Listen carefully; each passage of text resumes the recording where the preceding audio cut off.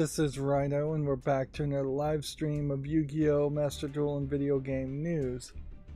Today is Wednesday, September 27th. Now, I did a catch-up video last night, and now I think I may come to really regret that, because I was expecting there to be a lot of news because I didn't cover any of the news on Monday, and if anything, there's been even less news than really should have happened. So if anything, that's going to leave me with just doing these 3 daily quests and then working towards getting the XYZ and fusion summons, since we have one more day on that.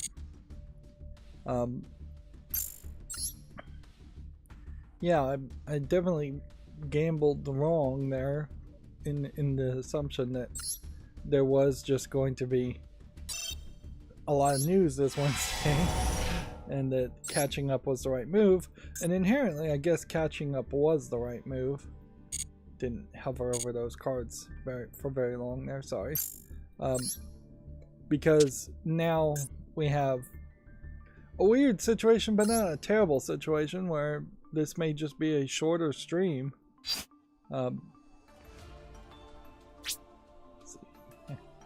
Still don't really have any extra cards to dismantle. And then this Tri-Brigade Sprite deck that was recommended to me is still far too out of the realm of possibility.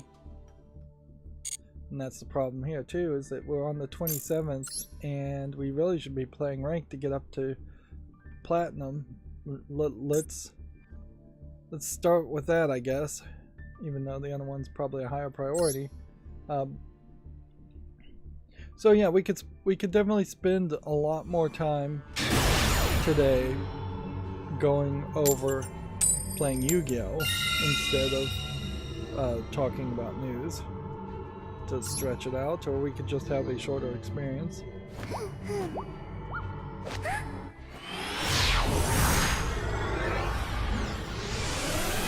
I really don't have a good reason for it, but my newest macro of the ever-increasing collection of macros worked about 2 times, scraping the Steam DB charts, and now seems to pretty much never want to work. I don't know what change I made there, but it is fairly obvious to me I need to just re-evaluate. What deck is this?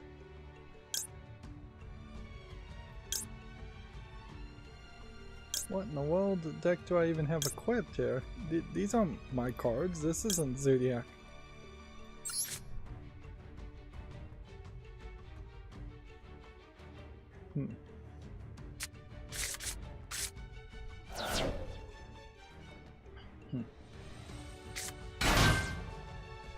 Yeah, I don't know what was going on there. It was suggesting cards from his deck to add to my hand.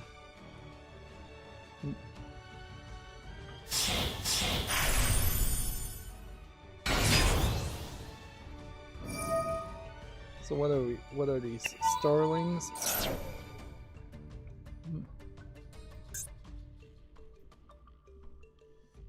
Lyrilusk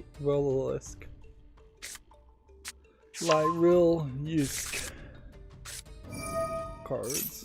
Some kind of winged beast bird cards. Deck.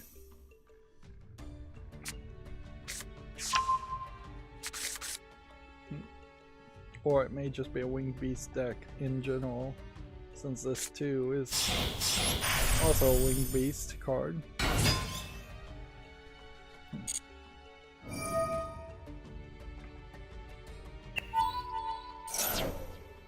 But yeah, I'm gonna have to remake that macro and just rethink how everything works. I think in part of it is when it runs the calculations to add a value to an array, because UI vision is just not really designed to handle arrays directly.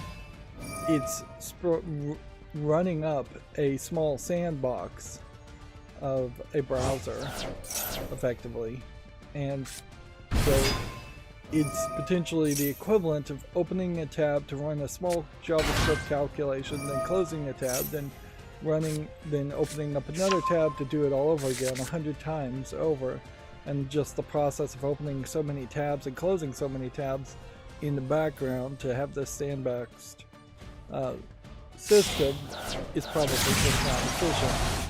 So if I can avoid using the execute script command, which does run up the sandbox, and instead just have my current macro broken into 3 smaller steps.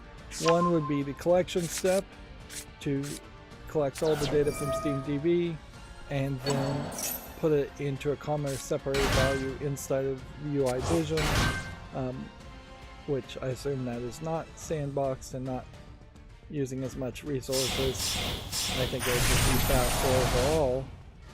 So you'll have that collection step, you'll have a saving step,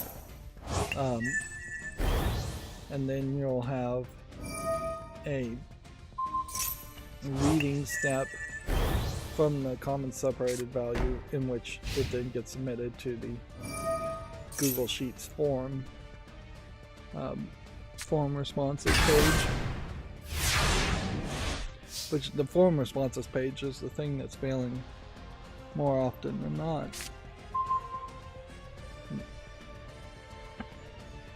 There is also a command that says wait for element visible that I think I need to just completely avoid using because I just don't think it works.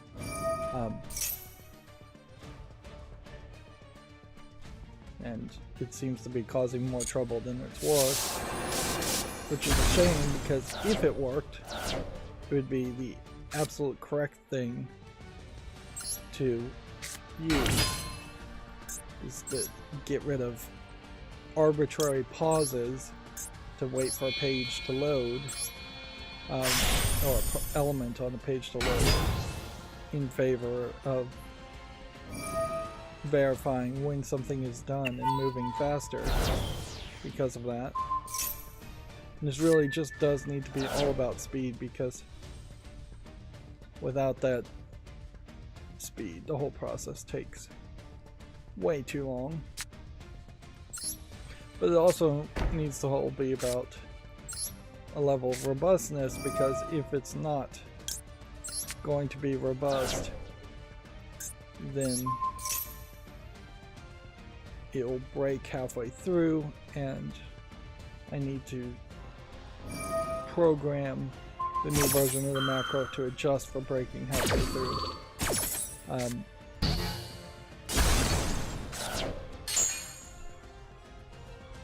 Which I'm not 100% sure how to pull that off, but I think there might be a way. I know there's like a default way to delete the total CSVs files, and even that is too complicated by UI Vision's method. But I don't know if there's a good way. That I'll have to think of some way to put a marker or delete specific lines. See, and I put that card in the graveyard now.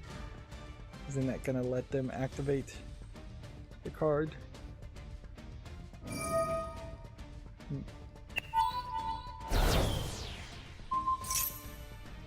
So this is just a random person here that I saw retweeted. Apparently he's a writer, designer, a proper husband, and proud husband and father. Samuel Horton. I have no idea if he has done anything. Maybe he works with Mystery Science Theater 3000. Regardless, let's just assume he's a random person, and he put this top 25 games here as far as a chart.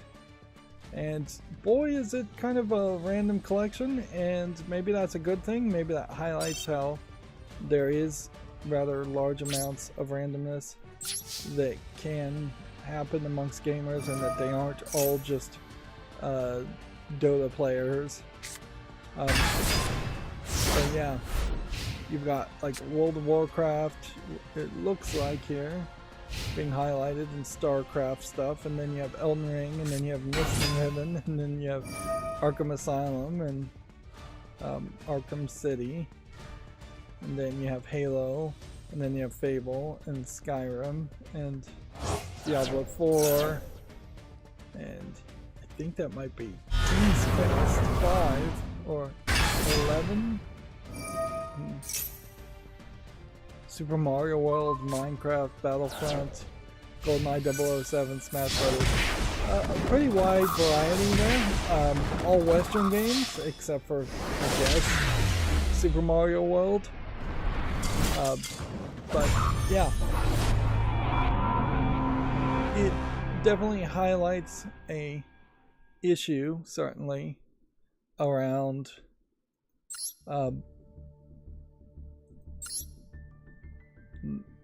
how difficult it really would be to try and quantify and make a top 10, top 25 list of games. I can say, hey, Portal 1, Portal 2, some of my favorite games out there, but once I start trying to get to number 4, number 5 in a list, or even try and keep them in order, it's very difficult. And personally, I kind of come from an opinion that I'm not sure you really should have a top list. That is very much a comic booky mentality in my mind, but it's like, who do you think is stronger, Batman or Superman? When in reality, you should just enjoy video games or any form of medium and just say, hey, I enjoyed that. Let's watch it once, and then once I've forgotten it, maybe 10 years down the line or longer, I'll go back and enjoy it again. But I'm just not of the opinion that somebody should be obsessed about something and just play it non-stop or play it once a year even. I think that's where some of the perhaps on the spectrum kids who play Minecraft really fall apart, is that they're too obsessive about that one thing. And certainly when I was younger, I was fairly obsessive about things too. But yeah, I guess thankfully I grew out of it eventually and enjoyed the idea of diversity. Having a Steam account and having that Steam backlog really helps you enjoy games the way I believe they should be enjoyed, in the same way movies should probably be enjoyed, that everybody should watch many movies once and enjoy them on some level, but it shouldn't be the thing that becomes a part of your personality, or that you're talking about, or that you're making lists on. Having a top 10 list for me doesn't really do much for me. I don't really see a point in defining myself by my likes that much, that I need to categorize things or put it in a list format. I could just say, hey, I like this, or hey, I didn't like it. And that's very much the case of what happens often when I'm playing games and making pre-recorded footage, is that I will have just a case where I play a game and I'll say, it was alright. I would recommend playing it once, but I'm not going to ever really be an advocate that somebody should play a game a second time or a third time. There are definitely some games, unfortunately, that are built like that, though, where you are asked to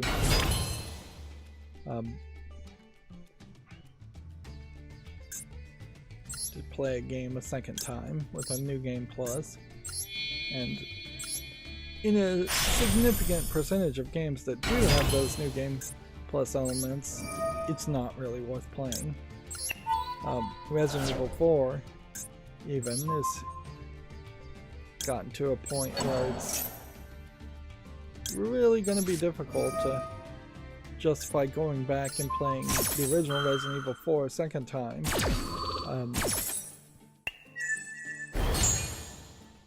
When you could go and play the remaster of Resident Evil 4.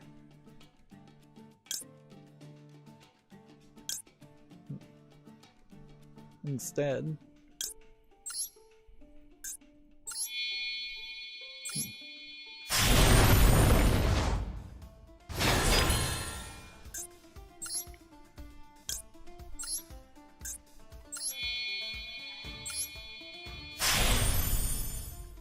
And see if these XYZ summons here counted towards the festival XYZ summons, that would be great. But I don't think they do.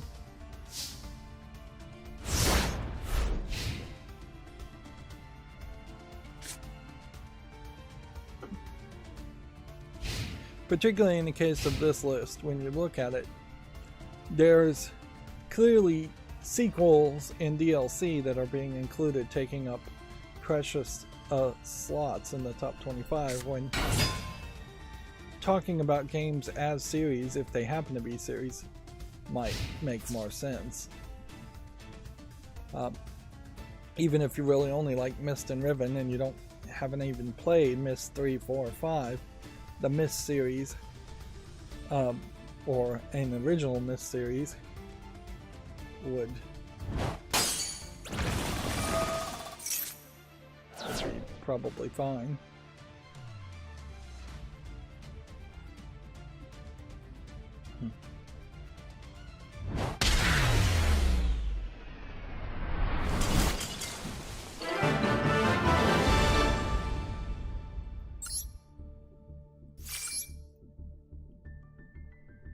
Let's keep on playing and try not to lose momentum. I'm still playing all the games that I on my cell phone, still haven't played. I pulled the trigger on Memento Mori and actually linked the account, the game, to my Google account. So that's the final step of saying I'm going to keep it for a while. I had already been accepting friend requests and joining guilds and things like that, so I was interacting with the community. There is definitely still problems in that of the games I have stuck with, it is not enough gameplay that I would like, but that is also because I'm just not making pre-recorded footage. I'm trying to distract myself playing on the phone instead of scheduling videos, which I should just be scheduling videos.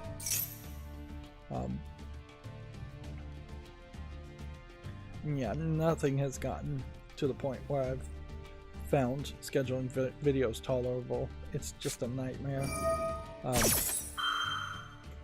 And I can't imagine that anything is going to make it better. It's just a bunch of paper pushing. I've automated it to make it as easy as possible, but even then, the automation takes up my computer, and it's just a weird thing. Another weird thing I realized is there is just not a USB to PC, something that you could control via OBS or something like that, on air light. It probably wouldn't be that hard to get a USB camera and then wire a relay. There's not a way to really differentiate where if you were just pulling power out of a USB plug, which most USB controlled on-air lights that are cheap would do that, there's no way to just toggle the power on or off via plugging it into a computer. You have to send some kind of on signal, some kind of off signal. Like, ideally what you'd want is something that connected through WebSockets to OBS and then wirelessly knew if you were recording or streaming at the time, and then the power source and the on-air light can be anywhere you want to put it, far, far away, as long as it's on the same internet, or probably on the same local area network. But yeah, there really isn't anything like that. There is a non-official to your smart home desktop app that maybe could control a outlet that you could plug an on-air light to. But yeah, pretty much since day one that has been an issue. There's just not an easy way to say, hey, I'm on air, don't interrupt me.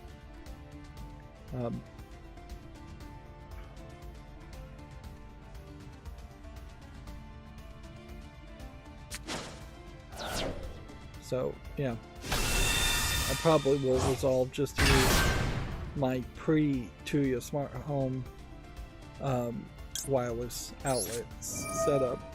I had these outlets with a little remote control, and I'll probably just use that, and when I turn on the lights it will turn on the on-air light.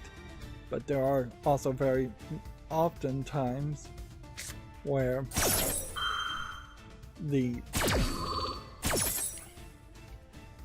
I turn off the lights in my room while I'm still recording and streaming. And inherently, if you leave the on-air light on for enough hours, there's a high chance people are just going to ignore it anyways.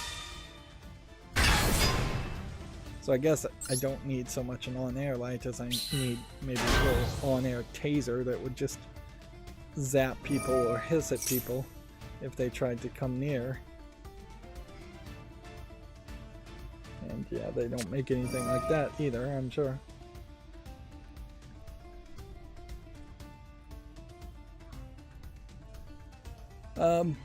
This is another blow, certainly, to what Microsoft is really getting with its Activision Blizzard merger, in that Hearthstone team has been hit with 10 members of staff being laid off, made redundant. This is continuously going to be the case, I imagine, is that that Activision is going to try and lay off as many people as possible, so as much money as possible goes into the pockets of Bobby Kotick, I would assume. Or Bobby Kotick is just laying off people because Microsoft would have laid off these same people, because there is probably a decent amount of redundancy. Hearthstone has long since lost its following, and it really lost its soul at some point as a game and started becoming a very different game with the auto chess setup, and that only helped it for so long, whereas there's just been no talk whatsoever of Hearthstone. I couldn't even tell you what the most recent update for Hearthstone is. It must have had at least a dozen updates since I stopped playing Hearthstone, and I haven't seen any advertisement, any talk of this at all. This is more evidence in my mind, potentially, of Microsoft really just being a corporate protectionist and covering Bobby Kotick's butt, or doing Bobby Kotick a major favor by acquiring Activision Blizzard. Because honestly, if I was the boss above the person in charge of this Activision Blizzard merger, I would be really upset with what the final product is going to be when you get it, because you're going to have a whole bunch of intellectual property and then no real player base and no real support base of programmers. You're going to have to hand Hearthstone over to a whole new team, which may not be a terrible idea. On the other hand, you look at Hearthstone laying off 10 members, and it's like, well, that was probably just a skeleton crew anyways. They probably weren't doing anything that interesting. And Ben Brode, who was proclaimed to be the creative genius around Hearthstone, he left and made Marvel Snap, and Marvel Snap's not as good as Hearthstone either. So whatever actual talent was in Hearthstone, or whatever luck happened to make Hearthstone such an interesting game, it seemed like it dissolved and disappeared. I don't think there's an actual person that can be named that was the actual creator of the success of early Hearthstone. If anything, it was the combination of the team, and as people get laid off or burned out, is just how that team was feeling at the very beginning.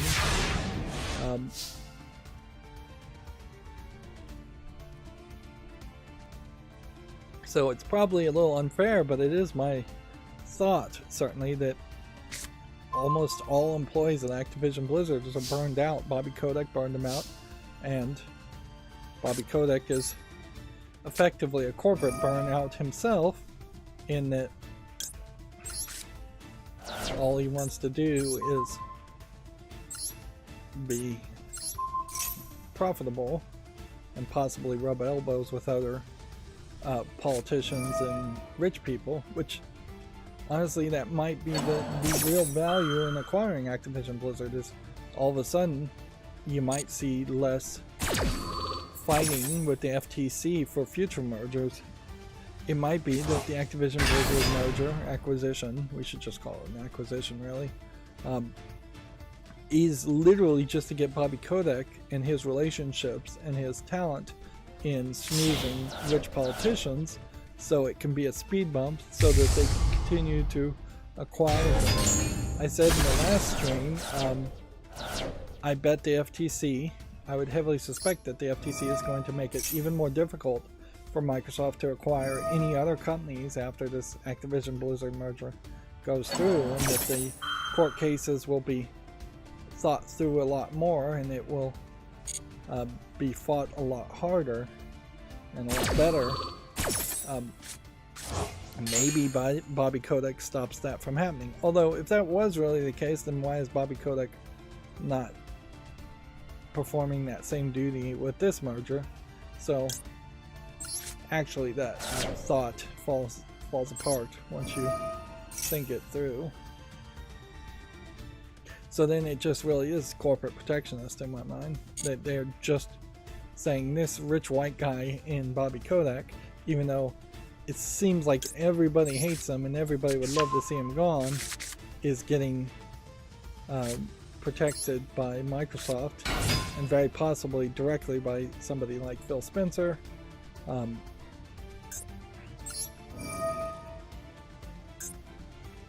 And yeah, maybe this whole merger is nothing more than a scheme to give a golden parachute to Bobby Kotick so he can retire or have a nice cushy job for a little bit longer.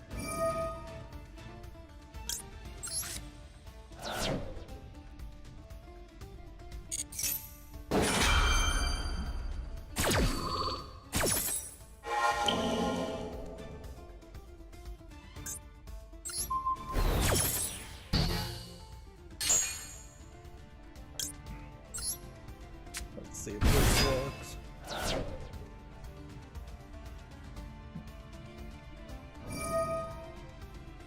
And really at this point, it is worth mentioning that I really wouldn't want to see like a reboot of Hearthstone. I could see maybe rebooting it straight up, but then that betrays all the people who've been playing it up until this point, making like a Hearthstone 2. The card game mechanic and the cards there certainly could go on, but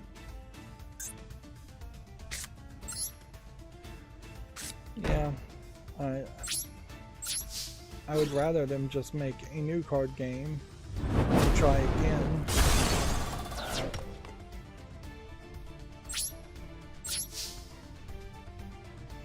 And as much as I may complain about the fact that Microsoft is looking like they really just are going to end up with the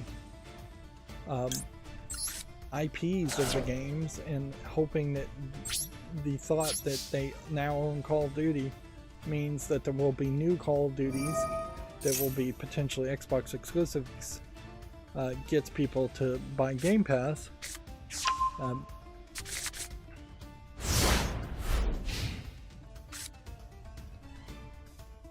Maybe that is just for the better, because maybe in the idea of Microsoft just getting the IPs and then shaking off all the employees, something amazing could happen there. But I mean, you really are just praying for a miracle there. If you're saying 0% of all the talent of Activision Blizzard is actually going to transfer over to Microsoft, because then you have to assume that Microsoft has as much, if not more talent, and I don't know if they really do. Particularly, they don't have free talent who aren't working on anything else.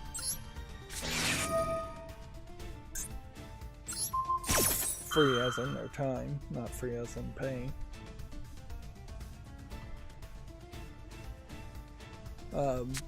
GameDeveloper.com has the same story. And what's interesting on this screenshot is I have no idea who any of these characters are. If these are Hearthstone characters, they had to have been added later, and they really don't even look like they are in the right art style for what Hearthstone had to show.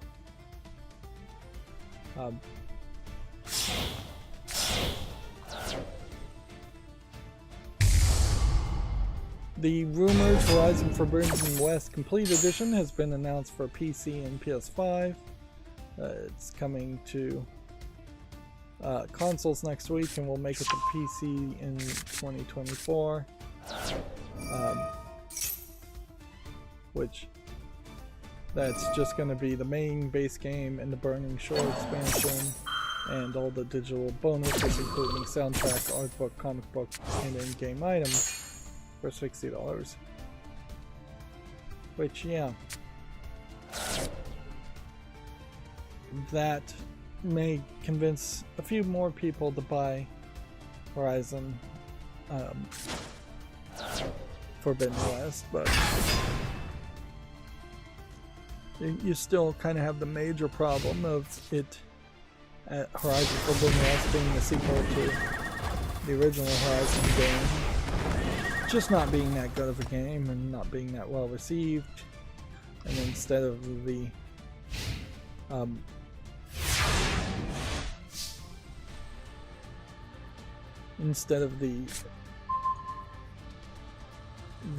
creators of Horizon Forbidden West trying to in any way improve even little quality of life things in Forbidden West, they mostly have done nothing other than tweeting about being pro LGBTQ+, which in this case was just a rather large distraction for them.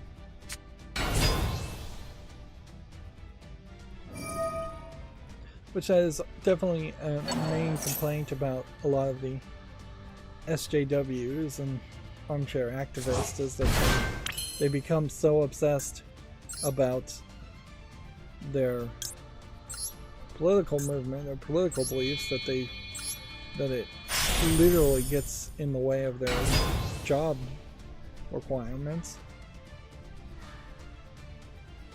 Whereas conservatives who want everything to stay the same as it always was will say you just didn't talk politics in the office at all, because why talk politics when the politics that have been established are exactly what you want. But there is certainly an argument to that. If I was a boss, I could say, hey, no talking politics in the office to all the employees. And I would definitely want to try to maintain that kind of work environment. And in fact, you can pretty much make an argument to say, don't talk about anything other than work at work. Let's just do the work and be done and go home early, is my thought. I think management in a lot of ways creates their own problems a lot of times by having a rigid hourly schedule and paying people hourly, and then creating scenarios where people are sitting around with nothing to do and they're bored.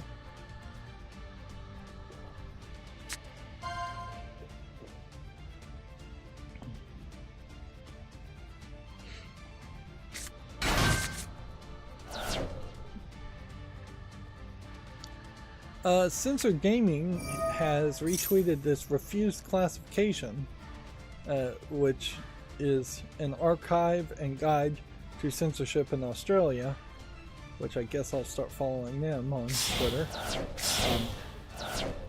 Although, noticeably, I think they're covering more than just video games. And the thing he retweeted here is that Mugen Souls and Mugen Souls Z had been M-rated for the PlayStation 3 releases, and the uncut Nintendo Switch versions from East Asia Soft are both banned in Australia. Which banned means refused classification, and they legally have to be. They have to be classified to be sold in Australia. It is also worth mentioning, certainly, that the Australian government kind of has a hate for Asian things, Japanese things in particular, but just Asian things anyways. Australia, I guess, technically is its own little continent, so you wouldn't really call Australians Asians. I don't think Australians particularly think of themselves as Australians, as Asians either. But yeah, they've had a history, to say the least, and so they definitely don't like anything anime. They don't like anything from Japan, even if it was a realistic 3D AAA game from Japan. They would give it a harder look. Not that they go particularly easy on any games. There's been a lot of games that have been refused classification in Australia exclusively, and yeah, there's just a very conservative way of thinking, very right-leaning government in Australia, and the people tend to kind of either not care about that, or they just don't, or they think the same way too. Inherently, there's not a lot of diversity in Australia. The Aboriginals are all pretty much not in the East Coast with the cities where the Australian government and the Australians live. And so it's just all Australians with the same descendants, same culture, same way of thinking. No real diversity of thought, no real diversity of races and things like that. And when you have such an isolated group of people that are so uniform, then yeah, they tend not to be accepting of other cultures or other ideas, outside cultures or outside ideas. Weirdly, New Zealand is rather progressive, and I wonder if it isn't really the case that all the progressive people left Australia at some point or were kicked out of Australia, and all the conservative people stayed, and they just naturally separated or segregated from each other. The refused classification site says the game is containing in-game purchases linked to elements of chance, such as paid loot boxes, will receive a minimum classification of M games containing simulated gambling, such as social casino games, will be given a minimum classification of R18 plus, which, yeah, when you start at that point, and the classification system in Australia, I believe, is a point system. Basically, you don't have a lot of room for a game to completely be refused classification.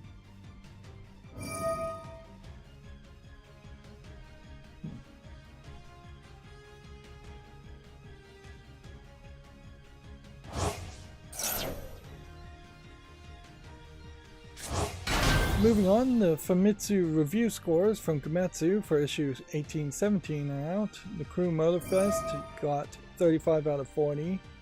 The Game of Life got 31 out of 40.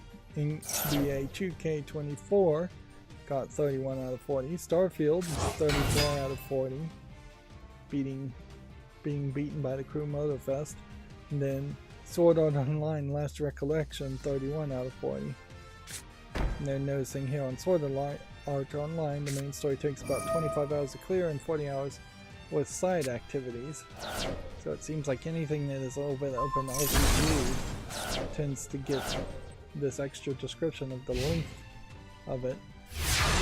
And I guess that's an interesting thought, certainly, as to, is it more important to know the amount of time you'll spend in an RPG than you would in other kinds of games? It might very well be the way gamers just think.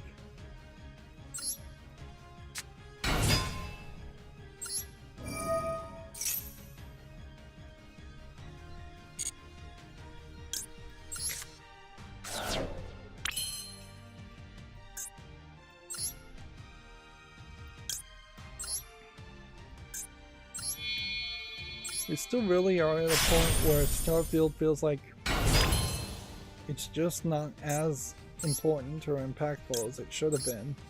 I just don't feel like people are having an amazing story experience with Starfield, or people even really cared to discuss the experience in Starfield. And yeah, I could definitely see a case where they're just going to eventually add more interesting DLC later on, and with that more interesting DLC, you're going to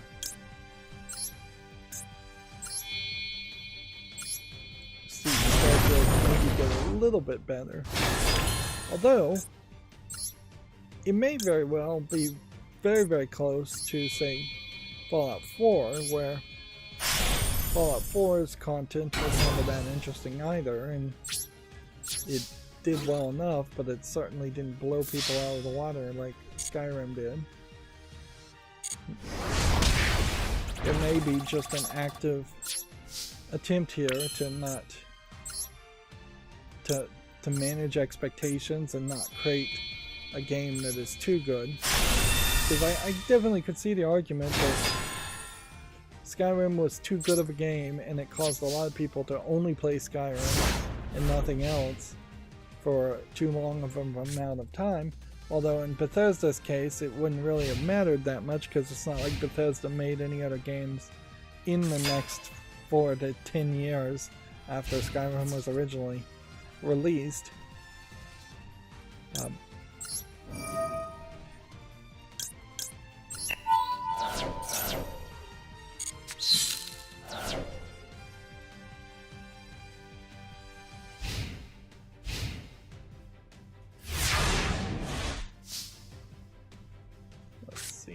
If we can just win here, we should be able to.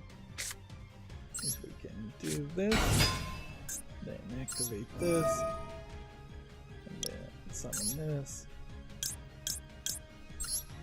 Let's go ahead and take this one. And activate this.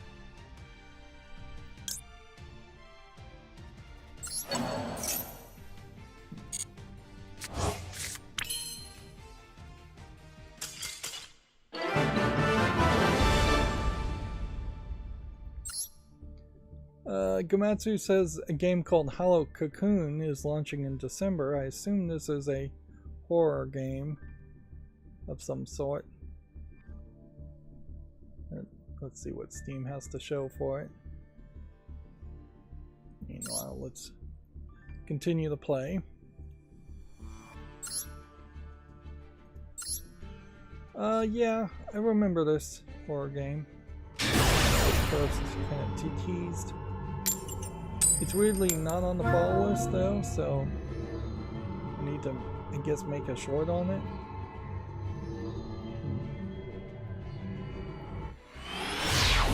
There is also a statue maker called Gaming Heads, claims that Sony has told them to destroy all the PlayStation 3 in stock, and it's now telling pre-order customers to contact Sony about refunds.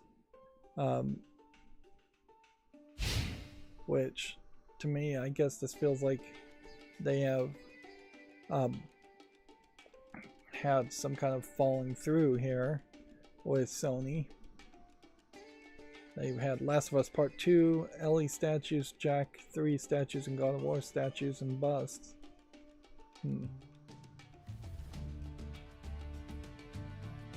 Yeah. They are definitely trying to lay all the blame on Sony. It would be funny if this is also part of the Sony hack and there's just a miscommunication going on. But who knows? It is a little weird that we haven't seen a company hire a hacking group to get revenge on a partnership that fell through or a competitor. It's probably just too incredibly risky to do that and expect to get away with it, but yeah, I could see some sleazy boss somewhere or some company saying, hey, let's just hire a hacking group to hack Sony and make them pay for screwing us over.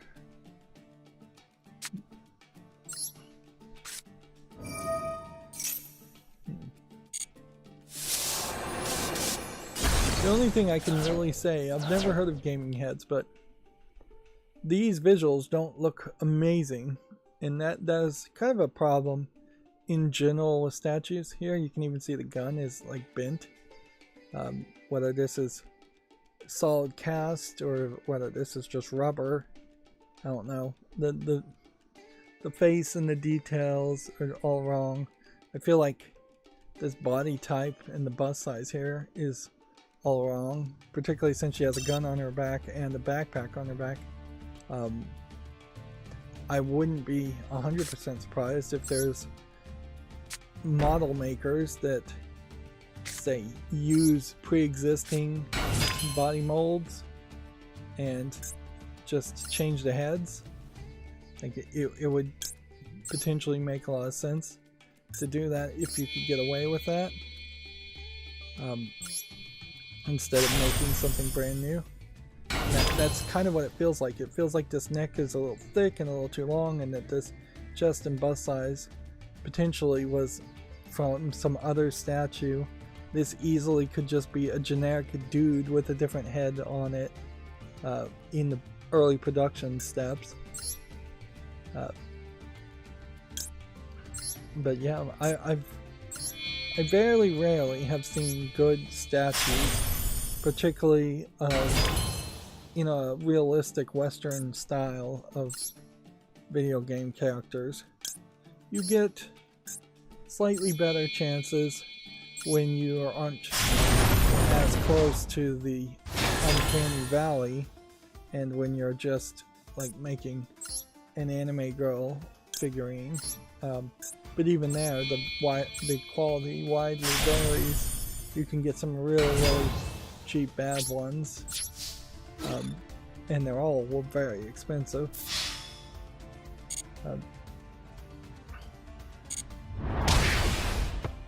And I would say in general, we probably have not improved or done very well with figurine design anyways. Like, maybe Barbie has been consistently making Barbies, and maybe consistently improving those dolls, but everything else is pretty bad. You have either wild art styles like the Bratz dolls that don't look that good, or you have action figures with bendable joints like Ninja Turtles, which I don't think are really any better. And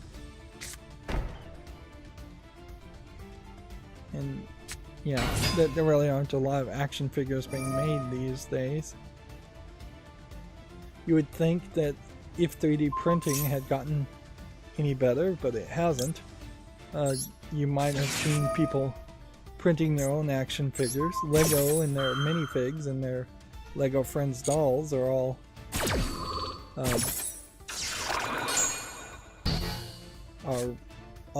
not realistic, and they're fine for what they are, but they aren't really pretty.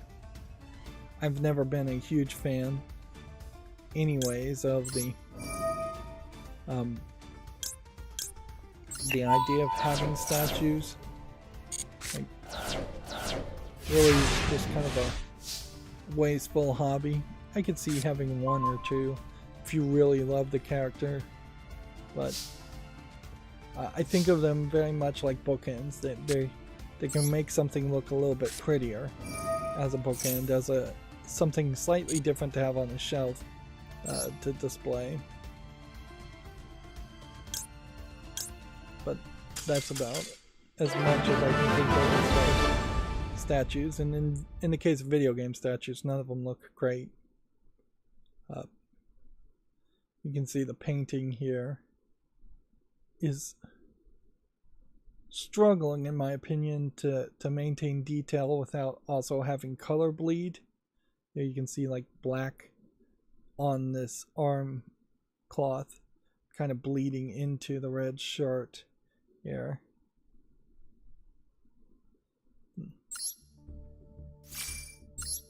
Like, I imagine that is also in part why I never really got into... I could never really understand or truly understand the Warhammer 40k tabletop players who spend so much time making their own statues and painting their own statues. It really is just a labor of love for a medium result. This YouTube channel, the Lego Video Game Museum, put out 8 hours ago that this would be the 8th anniversary for Lego Dimensions from TT Games. It was released on September 27th of 2015 for PS3, PS4, Xbox 360, Xbox One, Wii U. Which this highlights the last real effort of a Toys to Life venture. Starfield, I guess, technically did come out after this, but Starfield really hasn't really abandoned the Toys to Life concept fairly quickly. I don't know what these 6 signs here are all about. These stickers. And these look like these are PEGI ratings with a PEGI 7 here. Although I don't know what these extra stickers are all about. When you would start Lego's Toys to Life, you would have Batman, Wildstyle, and Gandalf as a character in the Portal of Power. Then you would have had to bought a whole bunch of extra characters to include those characters, because they all have little NFC tags just at the bottom of it. None of these characters and minifigs work really with any other Lego set, unfortunately.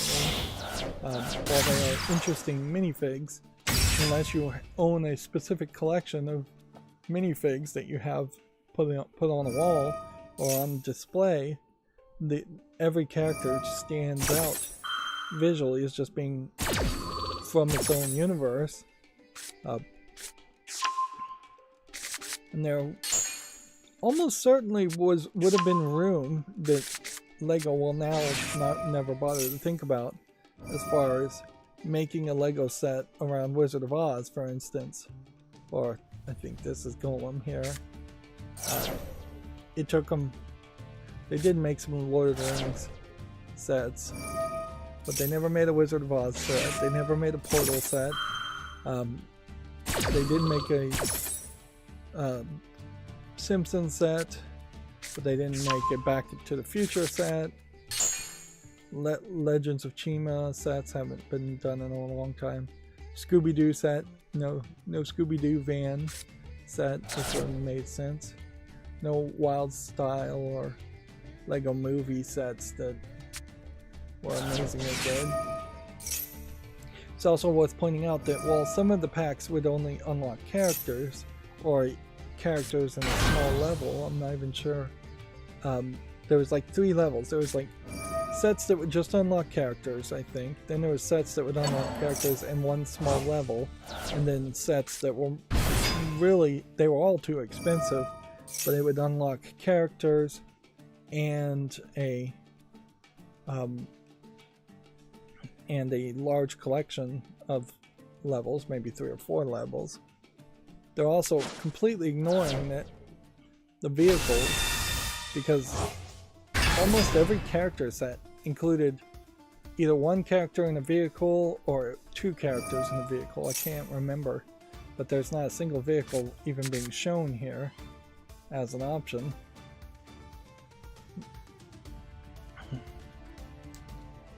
LEGO has since tried one other effort as far as bringing their toys to life, not having per se a toys to life video game aspect, and that hasn't really succeeded either. Maybe with a next generation of phones, if they have object identification chips, artificial image detection chips built in, I could see maybe you could then point your mid-range, fairly cheap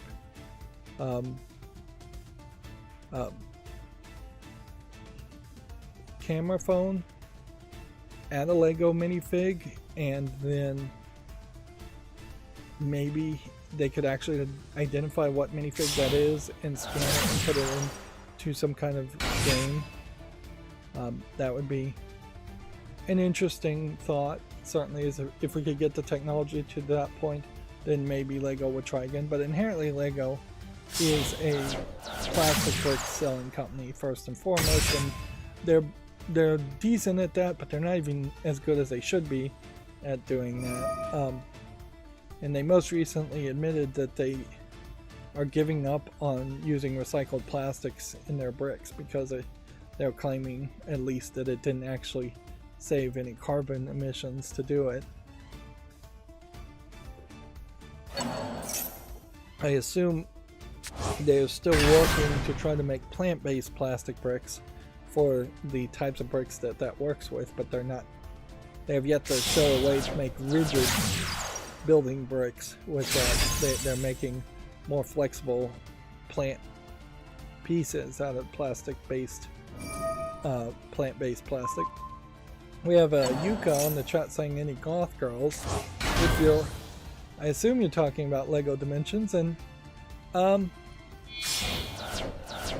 Wild Style kind of is a goth girl, I would say. So yes. Any others? As far as the entirety of LEGO Dimensions and the collection of characters, I would say no. Like, I don't think there was any other characters like that. Maybe I didn't pay enough attention to the second LEGO movie, so maybe there was a point where Unikitty was dressed kind of like a little bit of punk, maybe a little goth. To be fair, I'd say Wild Style probably is much more punk than she is goth. And if I think about the entirety of all the licenses and all the sets that Lego has ever done, I would say there's probably not any goths out there from official Lego sets. But you can almost certainly find a goth minifig from a third-party developer, because there is more than enough fans of minifigs in Lego. So yeah, a quick search here. We'll just go straight to images here on DuckDuckGo. Oh no, I actually gotta play first. Or I'm going to die, and I'm playing ranked, so I'm not willing to die.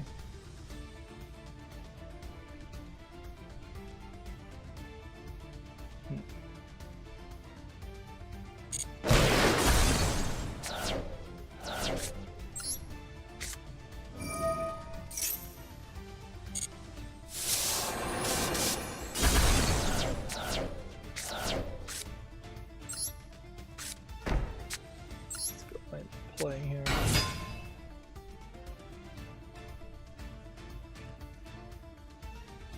In all ways, I would say goth is really just kind of a style, a clothing style, and maybe a little bit of a dour attitude. Not manic pixie, kind of the opposite of a manic pixie dream girl attitude, but if anything, it's more of a TV and movie archetype than a way to really live your life.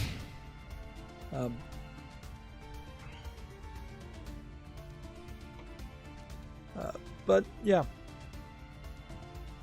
you're seeing that there's several custom minifigs here of people in black outfits, yeah, kind of goth. You can't really get too much detail either. And as we get away from the minifigs and DuckDuckGo just starts showing me goth girls with safe search off, I probably shouldn't scroll any further down. I would say probably a lot of the natural desire towards goth girls is either a similar liking of the same types of things as far as music and attitude and just the way they carry themselves, but also I'd say goth girls are not reserved, and people get fairly bored with reserved girls that are not willing to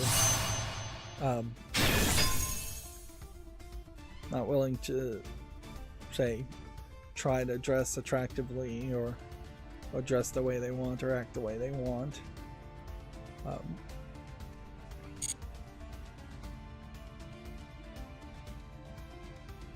Definitely is kind of a fetish.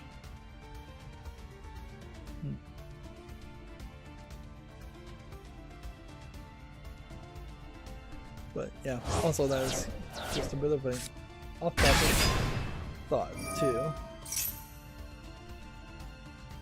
So let's move on.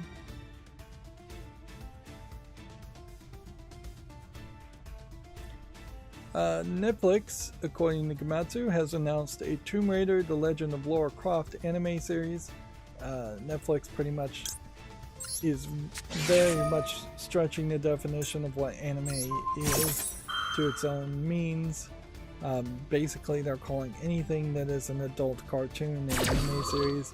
And sometimes they are hiring Japanese animators or Asian animators to animate their shows, but the target audience is clearly the Western world, the United States and North America world, as far as a Lara Croft series, and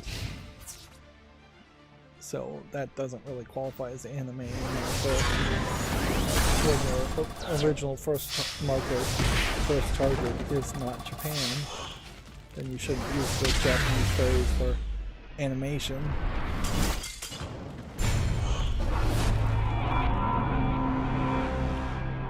With this screenshot, you can see there's still an emphasis with the bows, and this feels like this is closer to the rebooted series as far as the top.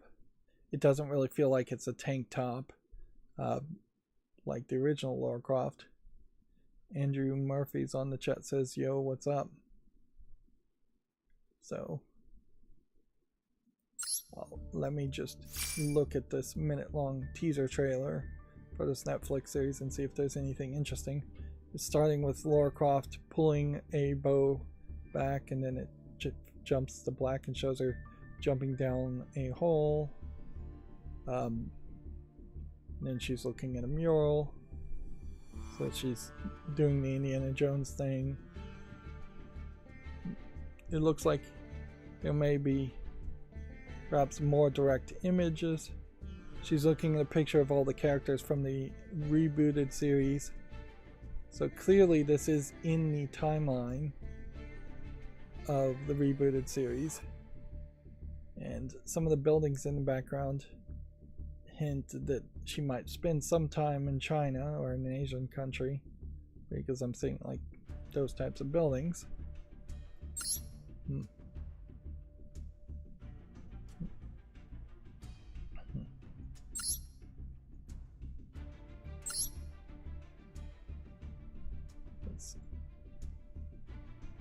So yeah, I would have to question the logic at the moment for Netflix to make an animated series based on the reboot of Lara Croft when Crystal Dynamics is moving towards re-releasing the original Tomb Raider games and moving back into a Lara Croft, the original Lara Croft depiction. Even this hairstyle here just doesn't really scream Lara Croft. Although it is possible, certainly since this is an animated series, that this has been in development for a long time, and maybe it got caught up in the strike, and maybe they're hoping the strike is now going to be done since they had that tentative agreement, although I haven't heard anything more about that. And so maybe they're announcing it now because they were just needing a few more voice lines to be recorded, and they expect it to be done. Speaking of strikes, I misspoke, I believe, in the last stream, saying I thought it was the CWA, GWA that had authorized this strike on the video game industry. It was SAG-AFTRA members that voted to authorize striking authority to the negotiating team against the video game industry in general, the companies that they're actually negotiating with.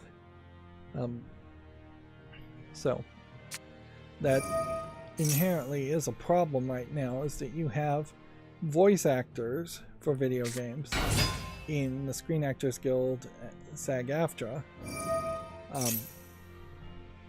and SAG-AFTRA potentially having a very different emphasis and a very different focus compared to the Game Workers Alliance as a subsidiary of the Communication Workers Alliance, which the Communication Workers Alliance being made up of mostly people who worked at phone companies, maybe cell phone companies now. They're going to have a different emphasis too, but it probably makes more sense for the GWA to be in charge of all the contracts and all the negotiations, instead of having this split divide of having two different unions, whether or not you're a voice actor working in video games or whether you're a programmer, animator, quality assurance tester, like every other position that is at a non-management associate level really is likely to be under GWA. It would be the equivalent of there being a SAG-AFTRA for the actors, and then a different union for all the filmers, the boom mic operators, background actors, potentially soundboard operators, lighting operators, gaffers, and maybe that is also the case in Hollywood, that there is more of a split there, and that there are two unions, but it doesn't make a lot of sense. The ideas of a rising tide, rising all boats, or solidarity really get thrown out the window when you have multiple unions competing for different things. Meanwhile, the management will always be competing for the exact thing, to pay everybody the very least and hoard as much profit as possible. And then Gamatsu also said that this game, 1000X Resist, has been delayed to Q1 of 2024. With anything, this kind of feels like this is the problem overall with the Tokyo Game Show, and when it comes out and happens, is that you get a lot of games that either get delayed while trying to create hype at the Tokyo Game Show, or they are announced with dates for the first time, but the dates are way too far away, and it just doesn't work. Like even now, like mid-September is just too long, too late in the year to be announcing things or trying to promote things that aren't going to come out by Christmas. Video Games Chronicle also has an article that says the Payday 3 studio, Starbreeze, is looking into potentially removing the game's always-on requirement in the future following a major server issues at launch. I think there's definitely just a case there that there's not a great amount of good reception happening around Payday 3 if you even are paying enough attention to know Payday 3 is out.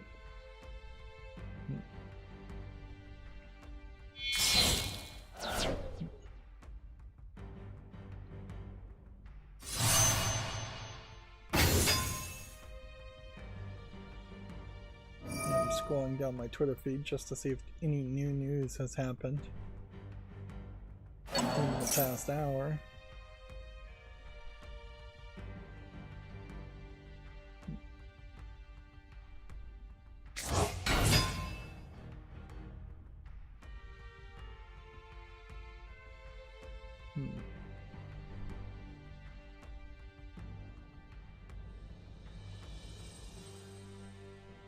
We have senior editor for The Verge. Why am I following this guy? I'm not. I don't know why I'm seeing this. Oh, I'm on the wrong tab on it. Twitter, that's why. But I did catch this. Apparently, the senior editor for The Verge, Tom Warren, says the FTC is planning to resume its administrative case against Microsoft's proposed acquisition soon. It will commence 21 days after the Ninth Circuit rules on the FTC appeal. The administrative hearing will be held virtually. Which that's not really new news. It's just easy to not really recognize or remember that was always going to happen.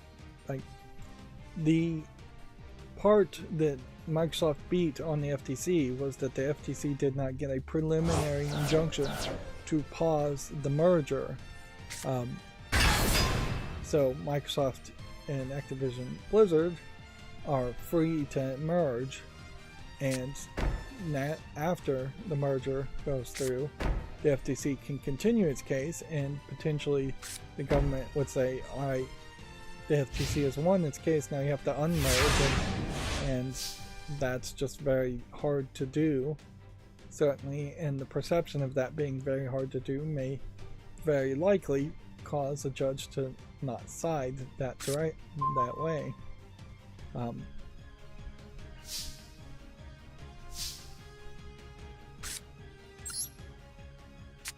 It would be pretty government-like, though, to straight up say, nope, we're the government and what we say goes, so we are going to force you to unmerge.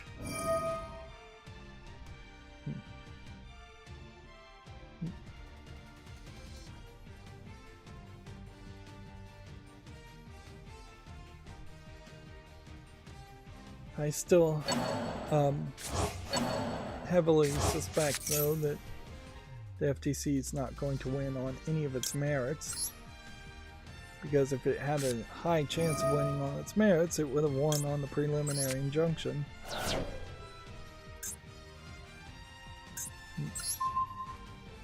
The fact that it didn't does not speak well towards the case. Apparently, Master Chief's armor and gravity hammer are going to be added to Rainbow Six Siege. For whatever that's worth.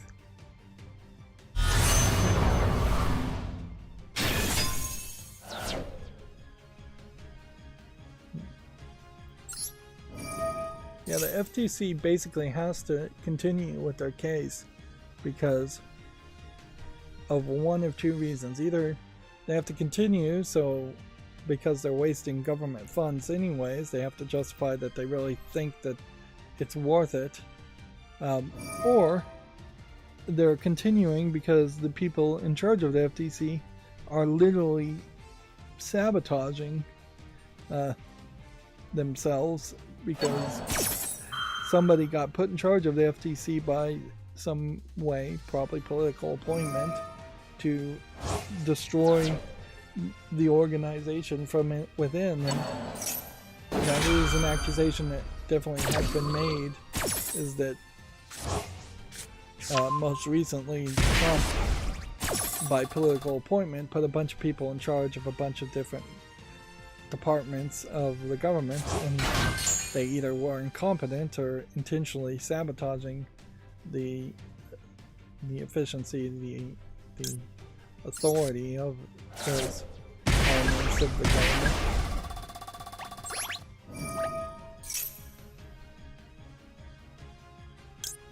Yeah.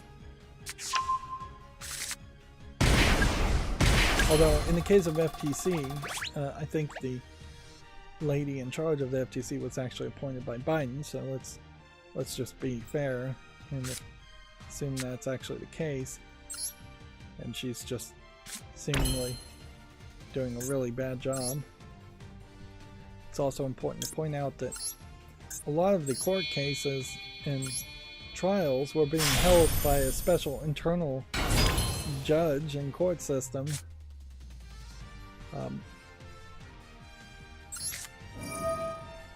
In the FTC, and their own hand-picked judge was telling them that their efforts and their case was weak.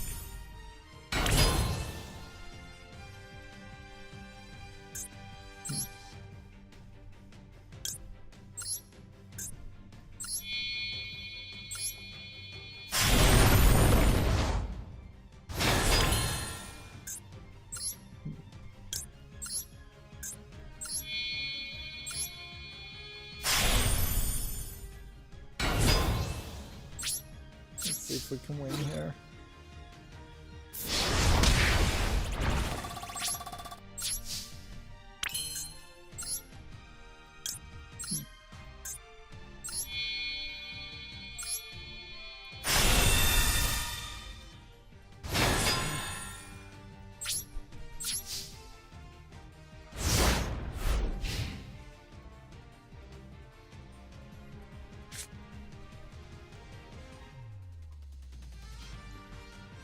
Okay, so moving on to the regular news. Sorry, I went quiet there.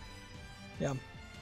After several bits of struggle, I was only able to get my macro to make data points on a few of the top 10. So games like No Arc and Blade Point here just totally missing, and that's probably due to it just not being, the information not being submitted, not that No Arc and Blade Point has just dropped down to below 100,000.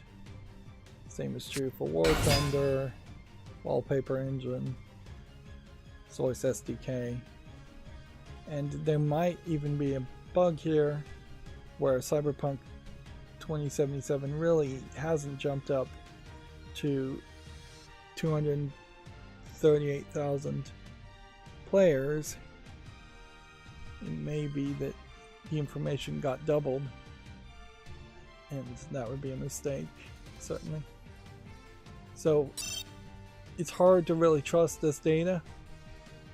If you're following this data, it looks like Dota has dropped down quite a bit, and Baldur's Gate 3 has dropped down quite a bit,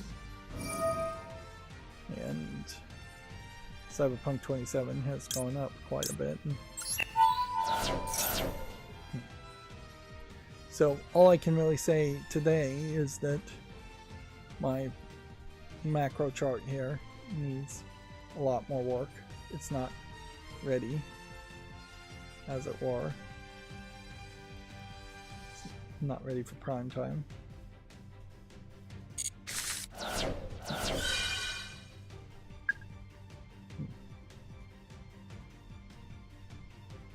Okay.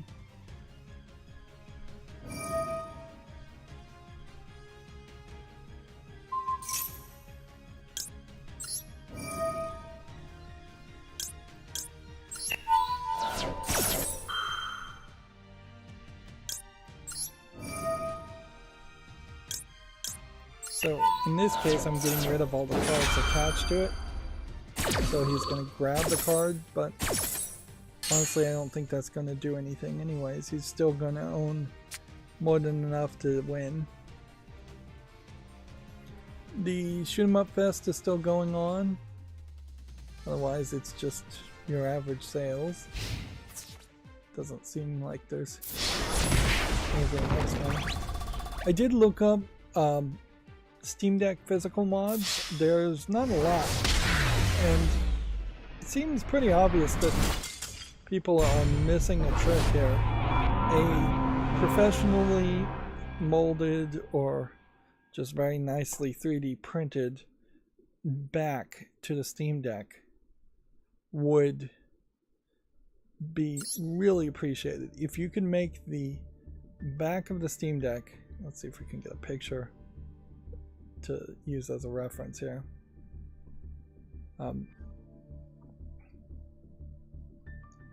Almost certainly they're not going to bother to show the back of the Steam Deck. Like, there really aren't a lot of physical mods.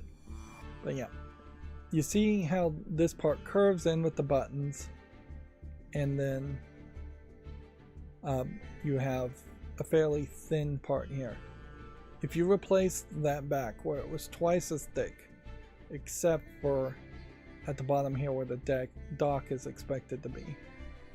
So you make a bump out here, and then you make the backside kind of bulge all the way to the top and make it twice as thick. You leave yourself a lot of room to add a little bit more cooling, which seems to be the main mod for the Steam Deck, is that there's this feeling that it overheats and gets really hot. You could add a ton of space to easily double your battery life from the Steam Deck, and you could have a spot that was long enough to have a standard NVMe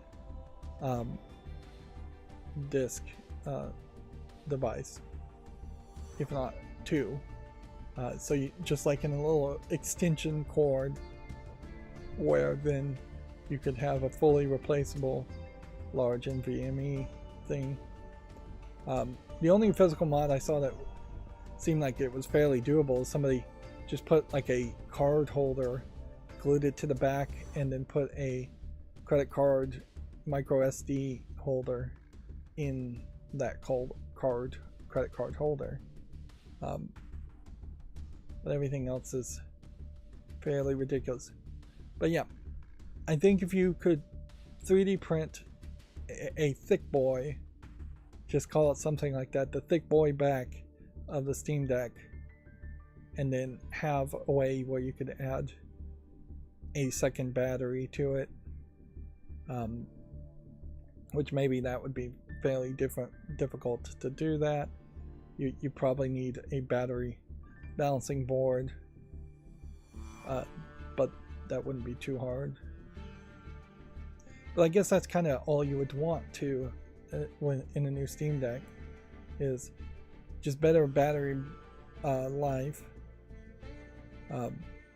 There is a new device that I just saw that is like 10-inch screen, and it's just giant. The controllers stop and the screen just goes up for another 1.5 inches at the top, but it does noticeably have like twice the amount of battery life compared to the Steam Deck.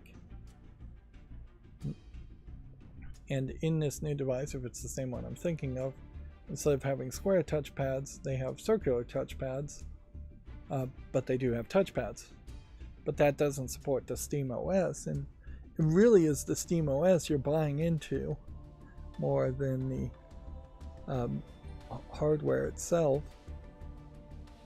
Yes, you could see better Bluetooth, 5.1, 5.2, 5.3.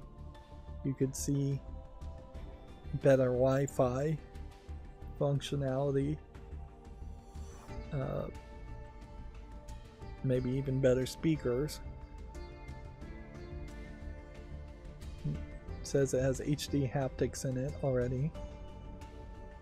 I did see a physical mod to replace these thumbsticks if you needed to do that. The problem still is the price on a lot of these too. It's just really, really expensive. Even getting the refurbished ones are too expensive on the Steam Deck for what you'd like to pay.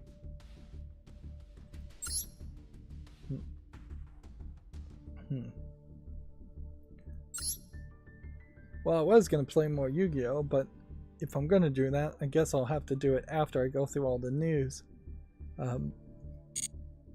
So yeah, this will be an interesting experiment, I guess, as to how to do a stream. I got all the daily quests done, and I didn't make any progress in the festival quest, which is not surprising. It does say XYZ summon a monster in the festival, or fusion summon a monster in the festival. So yeah, because I streamed yesterday to catch up, I caught up too much. So we're going to go through all the Video Games Chronicle news and Gamatsu news and game developer news and all of that. And then we'll, if I feel like it, get back to playing Yu-Gi-Oh! Maybe I should always do like a Yu-Gi-Oh! Sandwich, and that way if people are here for the Yu-Gi-Oh! They maybe will stick around for the news. That's not really how I was scheduling things out, but it might work. A ton of old news almost certainly is going to pop up here, but we do have new news. Here you have Kamiya saying, "I won't disappoint you," quote, thanks, and he's thanking fans for support after quitting Platinum. Sub-quote here is, "I'll keep making games and do my best." Of course, this would all be translated from Japanese. Which, yeah, that does paint a slightly better light on it, although there's still a lot of question as to just how this really will play out. We'll just have to wait and see if it will be for the better or the worst, or if it will just be for different. It may just be different and not really objectively better or worse for Kamiya to leave Platinum and go on to make games somewhere else. Maybe forming his own company, maybe working for another company.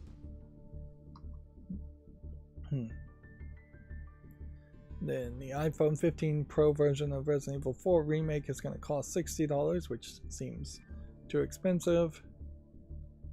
And then October's PlayStation Plus Essential Headliner games have leaked. It's going to include Callisto Protocol and Farming Simulator 22. Sony, I guess, is still investigating the situation. We have no update on the claim that they've been hacked. All of Sony has been hacked, not just PlayStation. Ubisoft believes that game streaming will eventually take off, and it will happen very quickly.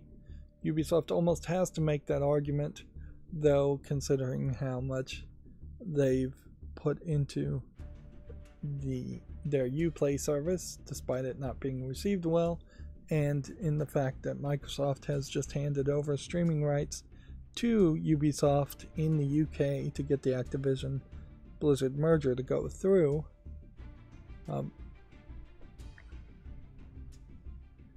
The company is saying streaming is going to transform the businesses like it is done for film and TV, which that is really damning with faint praise, because the film and TV industry has been transformed in a very poor way, in their opinion, I would imagine, because of streaming.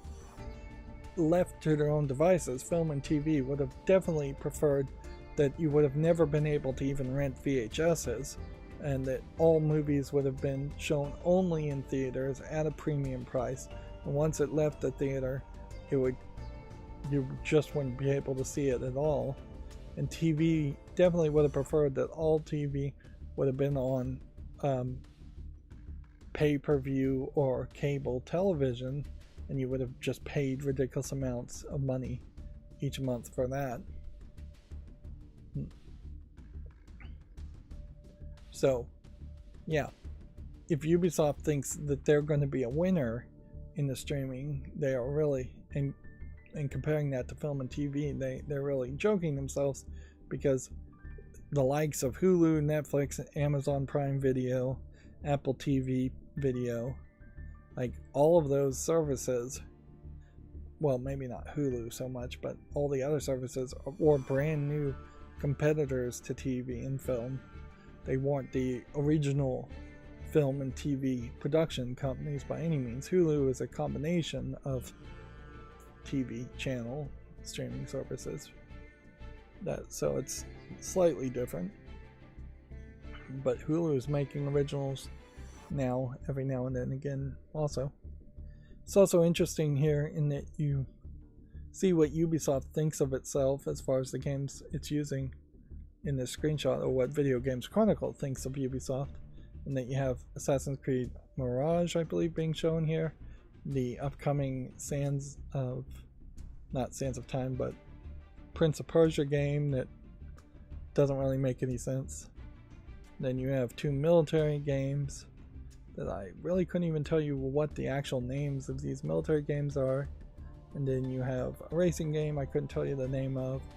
And then I think Ubisoft's pirate game is what this is, and I don't think that's out yet either. I'm not sure any of these games are out yet. Never really got a follow-up on the riots in France either. I imagine they may have died down a little bit, but I don't think the people of France are particularly happy at the moment. And that may too affect Ubisoft as a French company. Let's see, Tony Hawk Pro Skater 1 and Plus 2 are coming to Steam next week. It was available via the Epic Games Store before that point. Which might be fairly interesting to see if there's a big reception there, or if it just doesn't really matter. This is an Activision remake. if Microsoft acquires Activision Blizzard, do they have a team that could come in and make more Pro Skater games? Or even remake the old Pro Skater games and the old Tony Hawk games? Again, I doubt it. Let's see. We talked about this yesterday. The Blizzard veteran Chris Metzen is now Warcraft's executive creative director. EA Sports has delisted its FIFA back catalog from digital storefronts. The move coincides with the release of the first EA Sports Football Club game to not have the FIFA name. So imagine anybody that really cared was probably upset about that, and I imagine anybody who already owned the games can still play it, but so many of these EA Sports games tend to have online elements to them that I'm not sure you're going to get a great experience if a game is delisted, if the servers are shut down. And honestly, I'm not sure you get a good experience even for 12 months after you buy a game like this, because they don't seem like they update the stats year after year. They just make you buy the same game over and over again. If I recall correctly, this EA Sports FC game is not being received particularly well because in part it's not really a significant difference experience from FIFA, and FIFA just not evolved fast enough and not maintained a level of quality or grown the level of quality. You would think for any annual series that there should be just consistent improvement, consistent growth, infinitum, which is not realistic, but you would hope that was the case.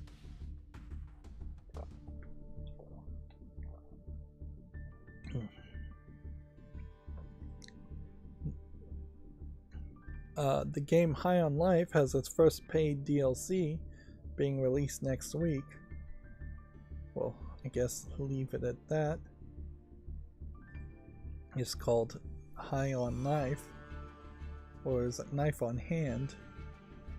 No, it's High on Knife, a horror-themed story expansion. Let's see. We talked about this. Payday 3 studio looking to remove always online requirement as service issues plague the launch. Master Chief's armor and gravity helmet coming to Rainbow Six Siege. The statue maker Gaming Heads blaming Sony for some kind of breakup. Horizon Forbidden West Complete Edition being announced. Apparently Alan Wake 2 is built for 30 frames per second, but will have a solid performance mode, Remedy says. The long-awaited sequel will be released in October.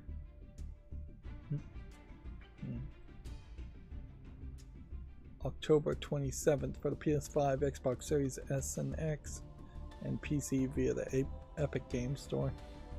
There's been a lot of mainstream video game journalists who have talked way too much about Alan Wake, their love for Alan Wake 1, and their hype around Alan Wake 2. I am looking forward to seeing if players follow suit, or if players just don't care about Alan Wake.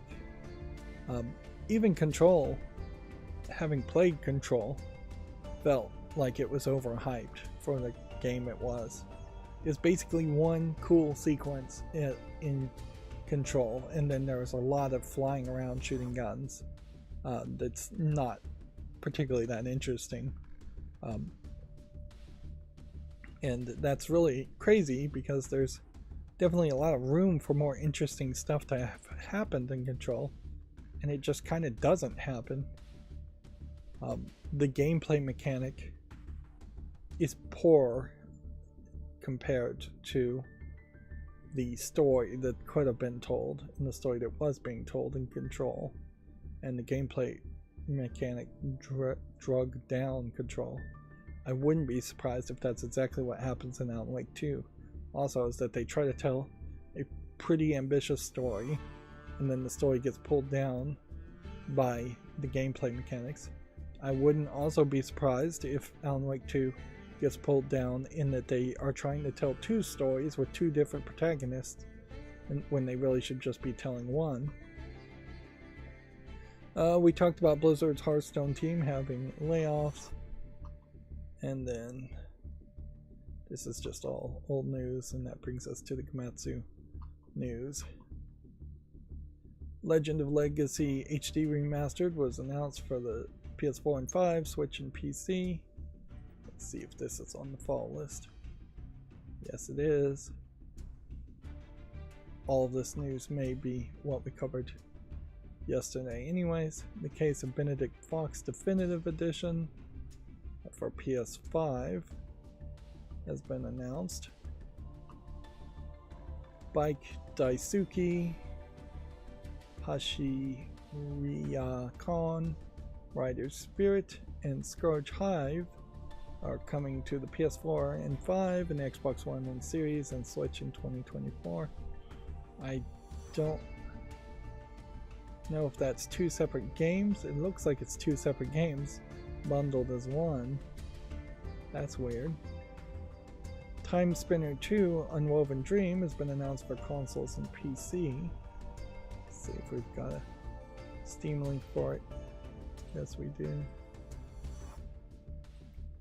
Looks like it's a platformer Castlevania type game. Looks interesting enough to deserve a follow. Persona 3 Portable and Persona 4 Golden Limited Run physical editions have been announced for the PS4, Xbox, and Switch, notably not the PS5. And PS3 Portable pre-orders open September 29th. I could see people getting these limited editions since Persona is a fairly popular series, although I would say these limited editions don't even look that interesting. They're not really that amazing of visuals.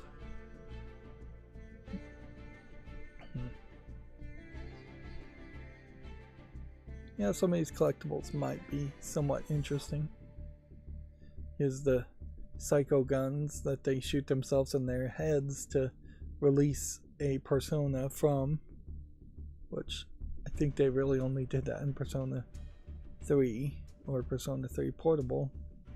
I don't think they continued that cringe element or that edgelord element into Persona 4. Both of these games are available on Steam. Persona 3 Portable, you're mostly positive with its reviews. And then Persona 4 Golden, overwhelmingly positive.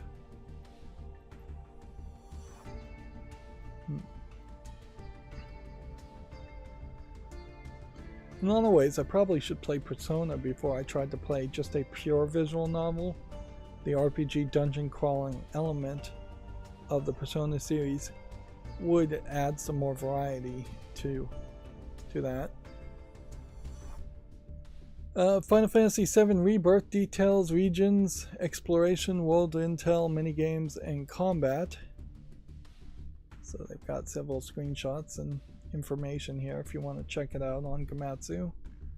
Although it is a weird situation where you're potentially spoiling yourself in a small way, but if you've already played Final Fantasy VII, you should already be fairly familiar with everything you're seeing anyways. Not 100% sure, but I think they did confirm that in this Final Fantasy VII remake there will be a way in which Cloud can cross-dress like he could in the first game and date people of the same gender, which I think he could do in the first game. So there was some fear certainly that that was going to just get localized / censored out of the game in the remake. It doesn't so far seem like that's going to be the case, but we pretty much have to wait till February 29th, 2024 to see how true and accurate the remake is to the original, which it won't be 100% true and accurate. It isn't a remaster. Let's see. Sekiro Shadows Die Twice sales have topped 10 million. Which, yeah, surprising success here, I would say.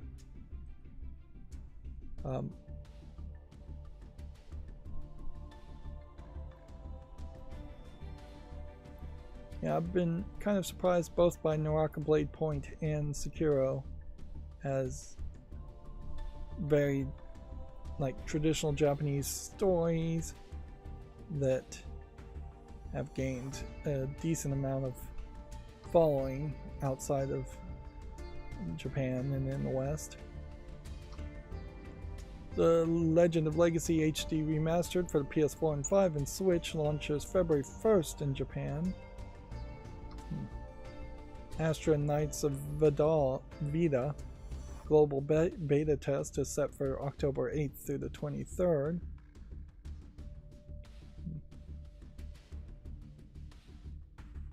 Yeah. I guess there's not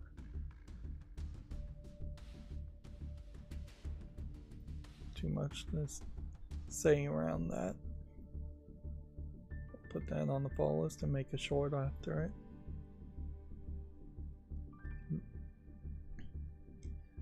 Breakers Unlock the World has a 13 minutes of gameplay if you want to check that out on Gamatsu. Archetype Arcadia for PC is coming to the West on October 24th. Which, okay. Looks like this is a visual novel.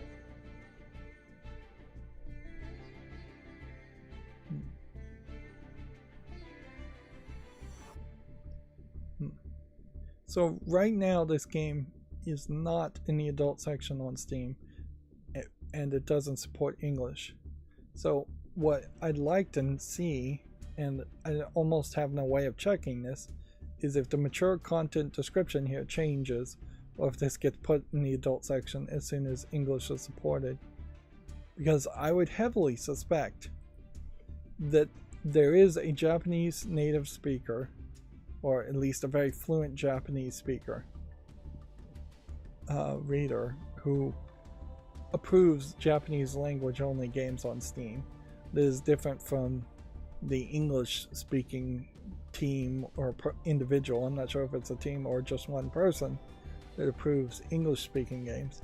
You would think that would be the case, which inherently that means there would be multiple opinions as to whether a game gets approved at all or whether the game gets forced into the adult section or not.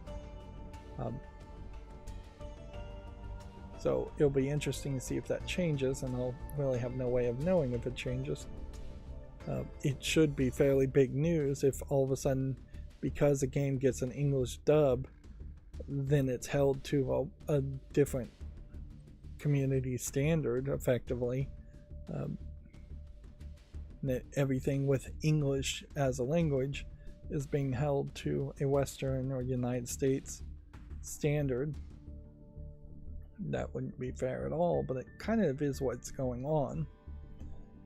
Final Fantasy VII Ever Crisis is coming to PC. It's on the App Store and Google Play at the moment. So I assume this is a low polygon chibi style game, being a mobile game, not something that really would be that interesting to play on PC. A story-driven RPG called Ved launches in 2024 for the PS4, Xbox One, Switch, and PC. Interesting, not only do you have a last-gen PS4, but you have a last-gen Xbox One support for this game, and no next-gen support at all. I was thinking by 2024 we would stop seeing support for at least the Xbox One. Probably the PS4 also.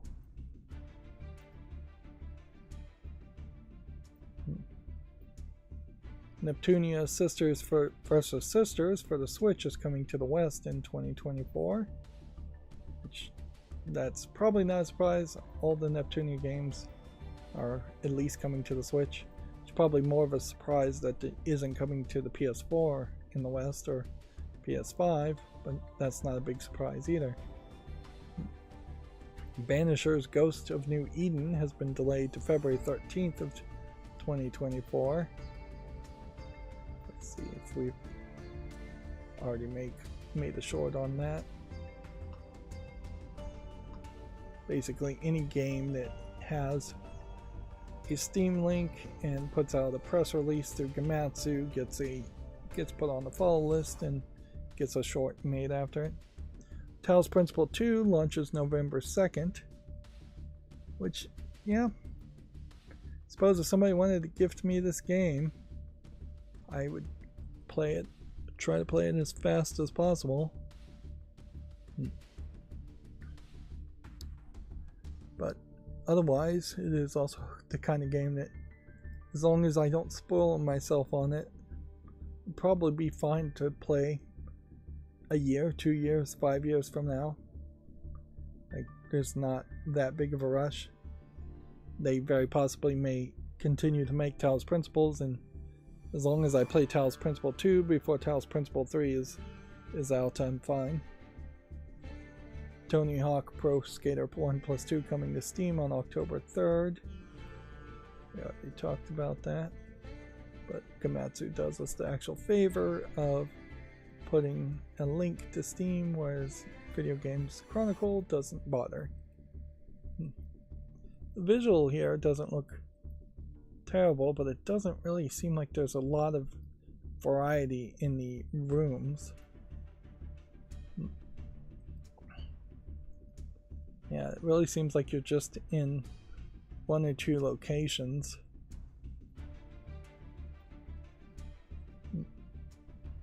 I heavily suspect that the mechanics are the thing that you have to really get right in skating games, not so much the level design.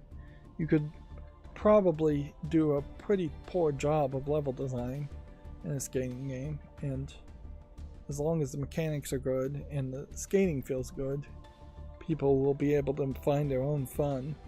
Of course, you can't go too terrible on level design. If you put no ramps, no rails, no walls in a level, if you put, say, a skating game character in a forest with just a bunch of trees and grass, that would be really, really terrible level design.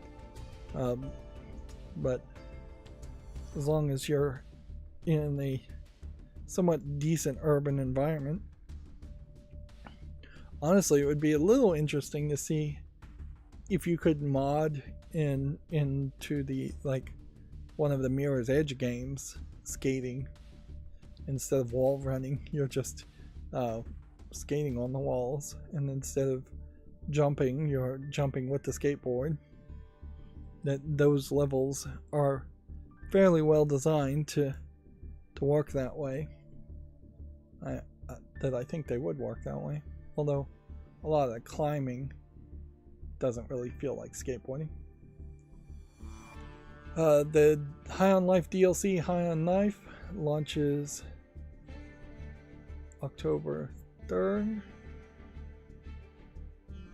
Let's see. Can I get a link directly to the DLC? Yes, I can.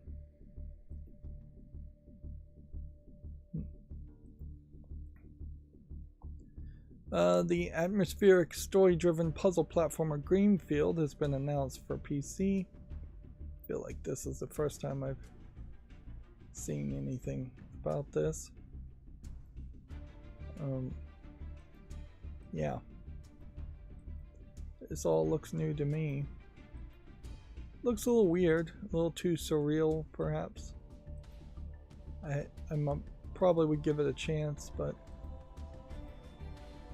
I'm seeing a lot of very zoomed out cinematic images, and I don't know if that is going to equate to puzzle platforming particularly well. Genshin Impact 4.1 update is now available. Naruto X Boruto Ultimate Ninja Storm Connections game system and sneak peek of special story mode trailers and screenshots are available on Gamatsu if you want to check that out.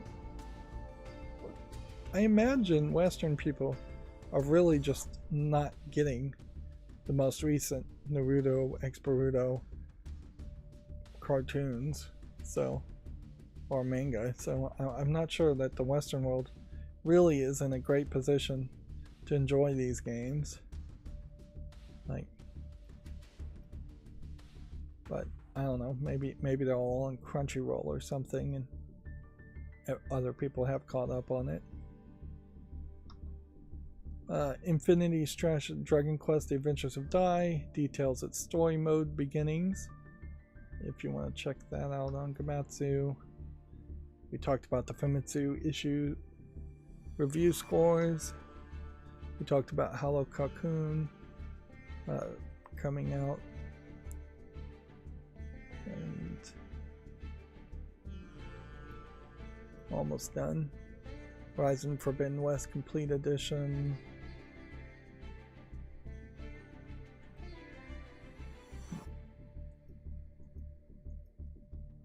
There is this problem, I would say, with pretty much all games, in that you start to have secondary characters, and if you haven't played the game, you just don't know who these secondary characters are.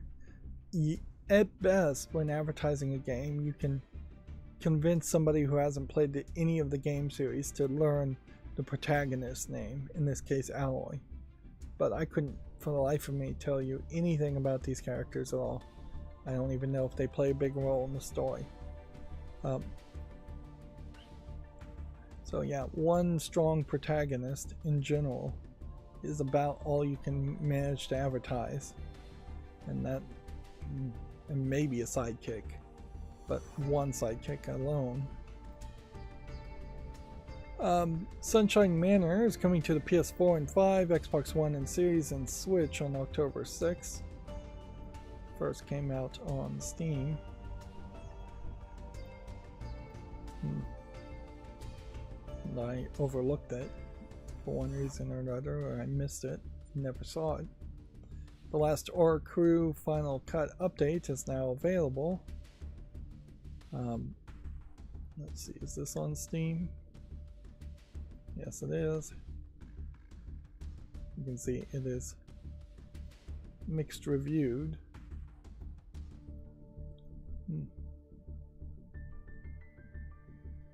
Is it worth making a YouTube short around a mixed reviewed game? Normally I would say no, absolutely not, but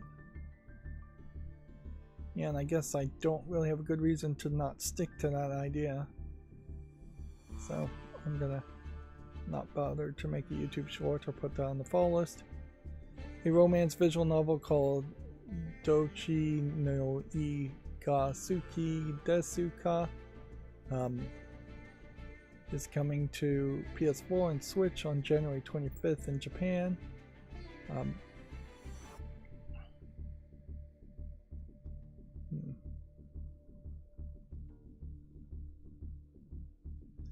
We'll just have to wait and see if it comes to PC at any point.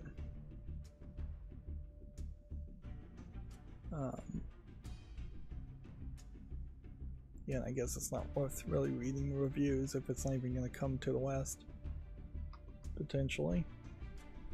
And then the PlayStation Plus monthly game lineup being announced. Callisto Protocol Farming Simulator 22 and Weird West. No listing here of what is leaving as far as the monthly games. Then that's going to bring us to GameDeveloper.com articles. Payday 3 apparently smashes and grabs 1.3 million players in its opening weekend, which is a big number certainly, even, but it's almost certainly not the thing to emphasize on at the moment when severe server issues have been a problem too. This is almost certainly an example of GameDeveloper.com wanting to write a positive review or a positive article around Payday 3 when the more newsworthy thing is, hey, it had severe server issues, and you could certainly rewrite the headline to that to include that better.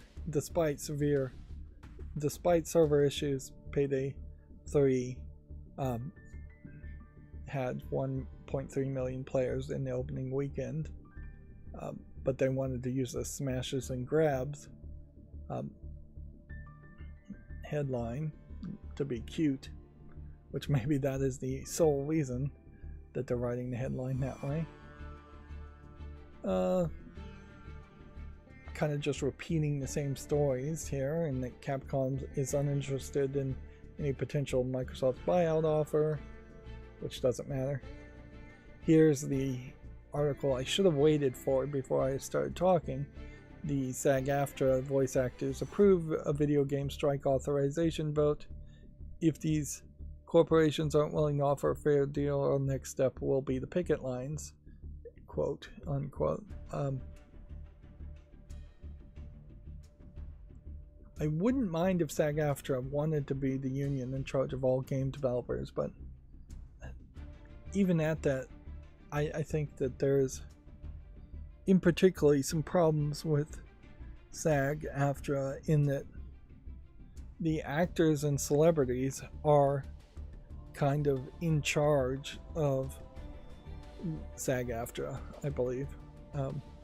I believe the person actually in charge of SAG-AFTRA may be the actress who played the nanny, and at some level I guess she worked as an actress or as an actor, so she has the most experience, but it also just creates a weird situation where actors who tend to be kind of crazy are in charge of unions, when perhaps more logical, calmer heads should be in charge of a union.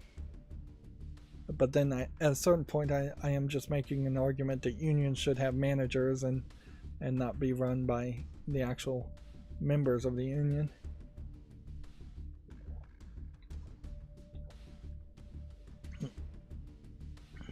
I'm not sure that SAG-AFTRA is even a good union for your standard actor. Inherently, you do have to recognize that most bit role actors, anybody who isn't just the leading lady or the leading man, is getting really, really screwed with bad contracts, no guaranteed work, low day rates, maybe higher than other jobs, but still low day rates.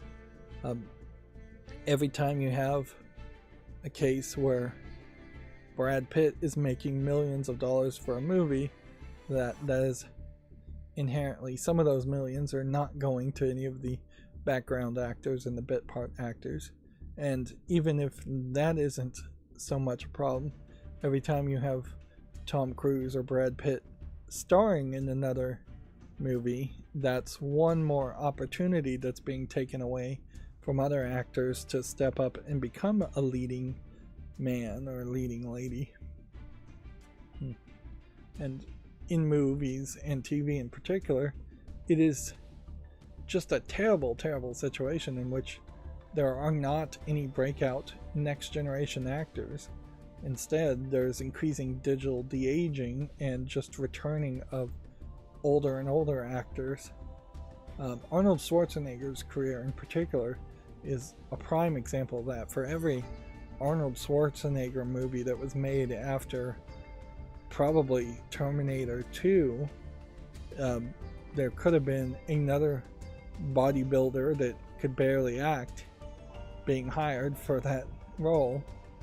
And yet Arnold Schwarzenegger continued to work and take roles, doing the best for himself, but not really doing the best for a diversity of actors in the industry.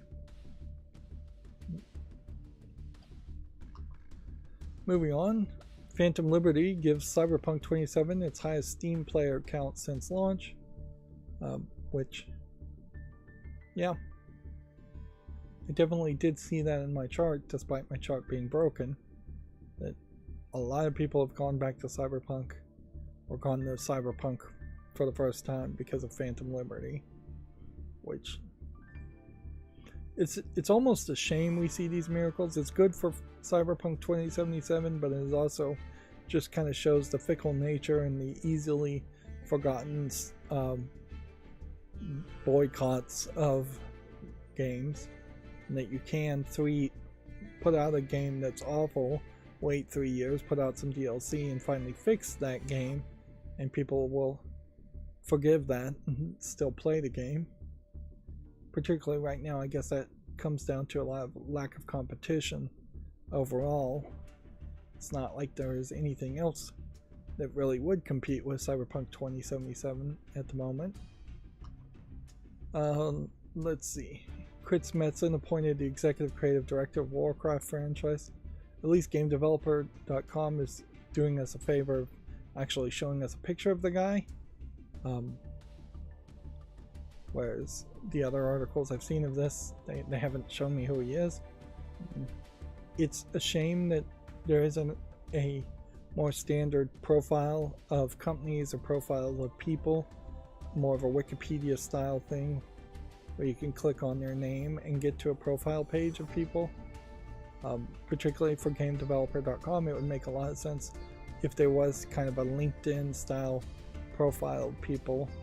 Say, here's where they worked, here's what they look like, here's where they were born, here's their age, things like that. Things that would just help you identify the person in case there's two Chris Metzens ever in all of history. But yeah, there's nothing like that. We kind of looked at this before. Warren Spector looking back at the making of Deus Ex out of spite. Quote, I'll show them. I'll make a game. You can decide for yourself whether to fight or sneak past any problem. Which, this is all around his book in this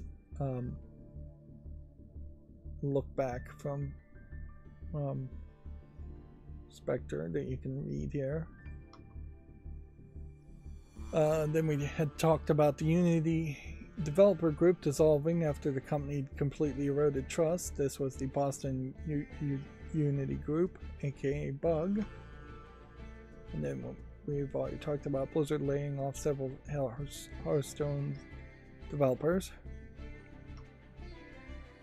And then we normally would do a fall list cleanup at this point, but the fall list was broken. And so then we would do all the new games on Steam, which on that, let's just look here. This Ultimate Challenge was definitely a game we were looking at yesterday.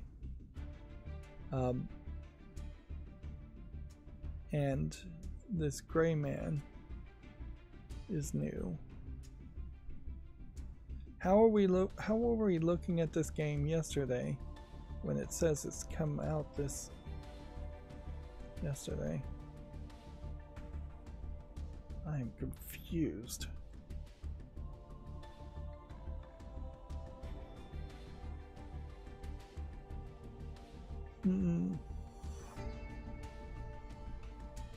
Like, theoretically, the games I should have stopped looking at would have been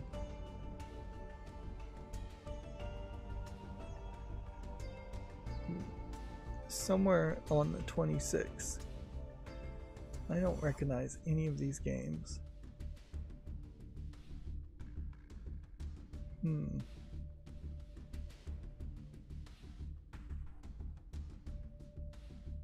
Going back to even like the 25th. Is this because I've just forgotten all these games? Or what? Like, I remember Orpheus.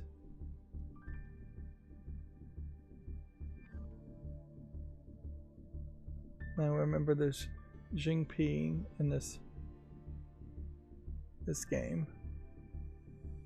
Blackjack Simulator.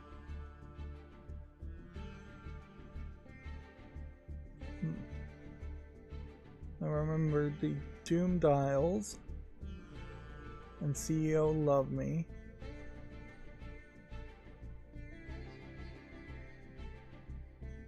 Gloomgrave, I remember. Russian Village Simulator. So I'm trying to just work back in my mind and see if we really did look at all these games yesterday. I think we probably did. Inherently, this is the problem. Less than 24 hours later, I've just forgotten all these games because the yes-no nature of looking at games is so incredibly fast that I really am just giving a single visual look to the game and giving it a small chance, and then I'm immediately forgetting it. So one of my stated goals, certainly, when starting this whole process of looking at every single video game that came out on Steam, was to become, as best as I could, more educated on what games are coming out and just more aware of what games are coming out. And I'm not sure I am accomplishing any of that, because it is literally just going in one ear and out the other. And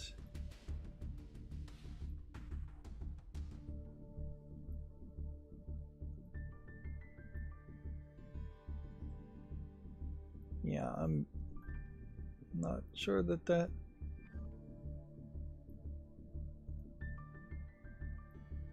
makes sense to bother to even make the efforts. At a certain level, I guess now things have slightly changed, and my goal now is to just make YouTube shorts.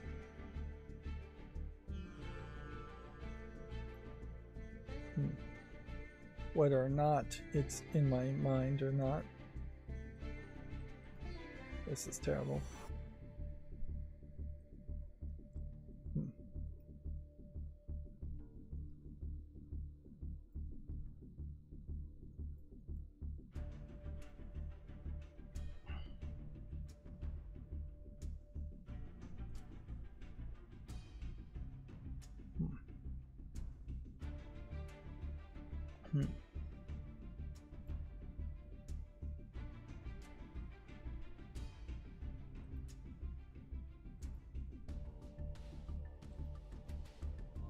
So yeah,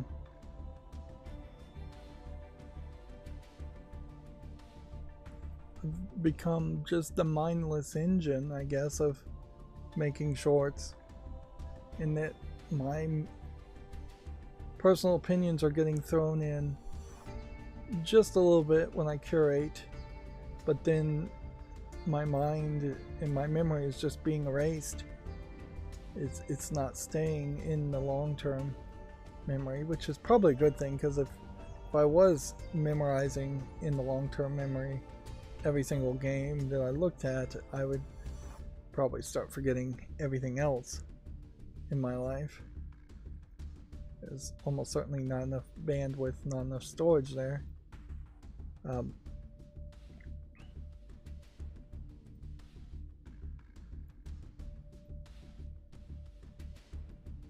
But it is very weird, certainly, to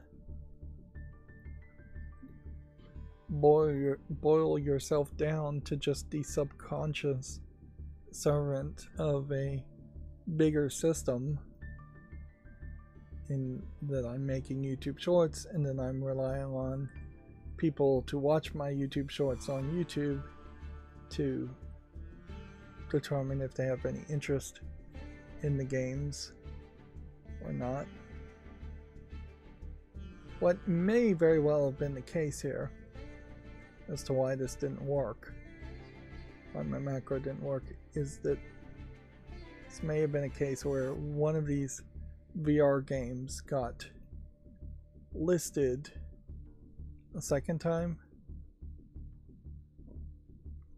and with that second listing, that tricked my algorithm, my macro, into thinking it was done early when it wasn't done.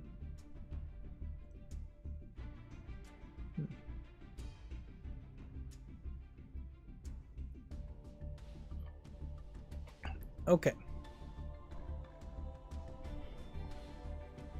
So, this game, El Paso Elsewhere,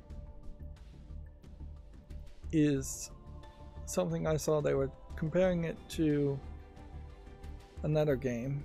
I forget the name of the other game now. Max Payne, I think.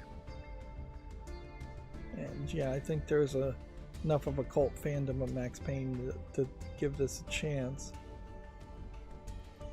Otherwise, I would pretty much just dismiss this game. And Neko's Night Market is something I guess I've already made a YouTube short on, so I'm not gonna do that again. Ancient Warfare and Dynasty. I will let you know if any of these games look like something we talked about. Here we have probably Troll visual novel. There seems to be kind of a high amount of anti-Zelensky, anti-Ukrainian troll things here. This may be pro-Ukrainian, who knows? But it's not something that I think would be interesting in actually playing. Yep.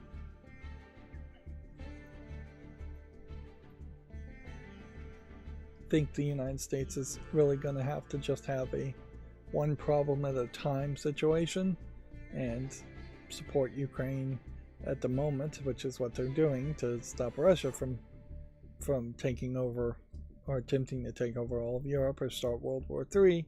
And then at some point we will almost certainly see Ukraine turn from being an ally to being an enemy of some sort with the US and the West, because isn't that the way it always goes, particularly when the US is involved.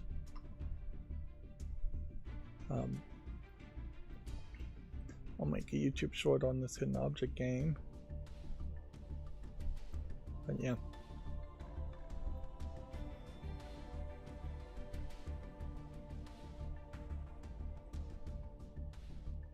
Dwarves Mining Idol looks terrible. Train SimWorld 4. I guess we could get lucky, though it's not always the case.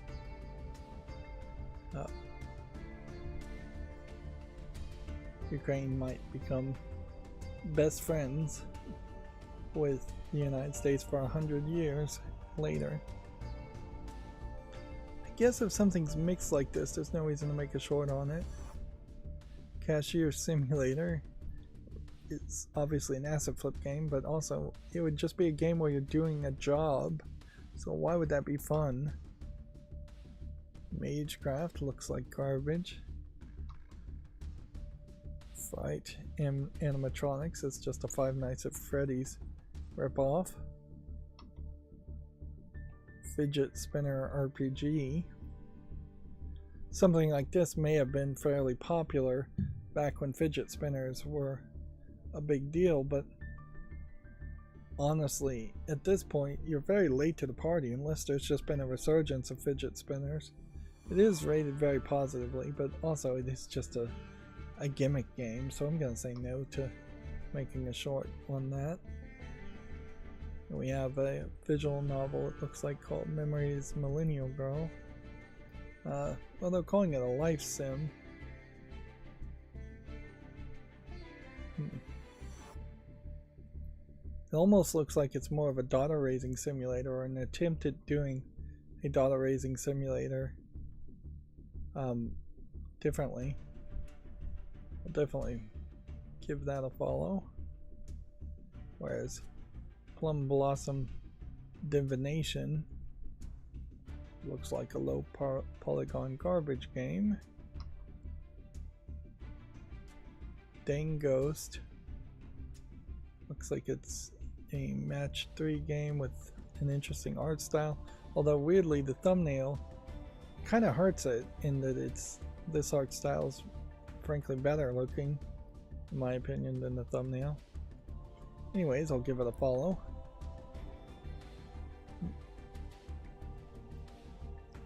Lost Princess doesn't look like anything. Fast Food Crisis doesn't look like anything.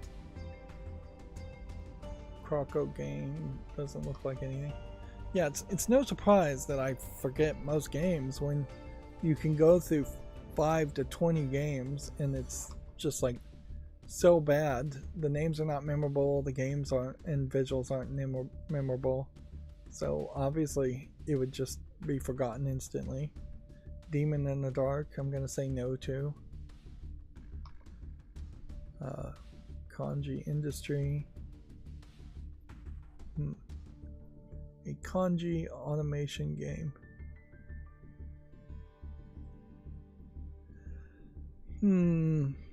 I almost want to say yes to this. You know what? I'm going to give it a follow, but I'm not going to make a YouTube short on it just to see if somehow it actually is good. Yeah, we have an Escape the Room game, Escape from Mistwood Mansion. Yeah, we have a game called Uprising. There actually isn't that many games where you're part of a riot or you're uprising against anything, even if you're uprising against a evil government, like being a resistance. There aren't that many games. There's oddly a pro-establishment theme around most games. I'm gonna say no to Lizards Must Die. Underground Blossom looks like it's another one of these Rusty Lake games, so I'm gonna say yes to this. Of course, you have to kind of be familiar with the Rusty Lake series, otherwise these games would look very similar to other less quality games. Crybabies Magic Tears, the big game. I have no idea if this really is a cartoon or if this isn't just some kind of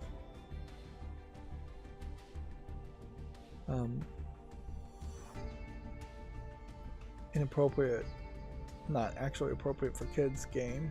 It's my concern, but whatever. I'll leave it here and see. I'll make a short on it. Yeah. It's just frankly impossible for me to stay up with what is the newest thing, the newest kids fad for young kids in particular. I know Bluey seems to be somewhat popular with the dog cartoon, but give it another couple months, it'll be something else. If this wasn't a prologue, I would say yes to this.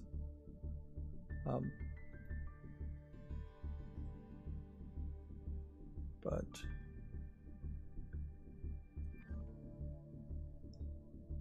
I'm having real trouble getting to the actual game instead of the prologue. So I'm just going to say no and move on. Here we have Roulette Simulator 2024, almost certainly from the maker of Blackjack Simulator 2024, wanting $1 for each individual casino game, which does not make any sense at all. Quarantine Z Survival. That is an interesting idea if you had to hunt animals, but there also was zombies around and potentially infection in the animals. Like, you would have to potentially have some kind of zombie virus detecting kit, or some way in which you had to prepare animals, drain the blood or something before you, or cook them thoroughly. But those kinds of survival aspects are almost exclusively forgotten about or never followed up on in zombie games, in favor of just you constantly being attacked by zombies or other humans. I'm going to say no to the Impossible Tower. I think I'm going to say no to Hometopia. It does look like it is an interesting home building app, but doesn't look much like a game and it's mixed reviewed.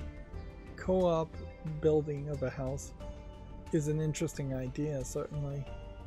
Like the idea of co-op home design software or co-op professional software in general is weirdly missing. Like there are softwares you can install on Windows to have like 2 mouses at the same time, but honestly that should be integrated where you could have multiple mouses in collaboration. Google Sheets, Google Docs, and Word documents are designed for some collaboration there, and I believe Nextcloud has some collaboration in their Office suite of software. But as you get to things like Photoshop, I imagine AutoCAD doesn't have any kind of co-op things for architectural designs. I imagine Audacity and audio editors don't have any collaboration abilities. And yeah, that is probably the future too. If humans are going to ever stay creative and competitive with artificial intelligence, it might very well be a case where 5 people have to work together on one project. Or even if AI is not an issue, just to continue to develop things and make things better and bigger, collaborative design may have to be the default for all professions going forward. And certainly it's something to teach your kids, is getting along and working well with other people can get you very far compared to being a solo genius who's good at working alone. Next we have a game called Scrape Run, which looks interesting visually, but I'm still gonna say no to it because I just don't think there's a game here.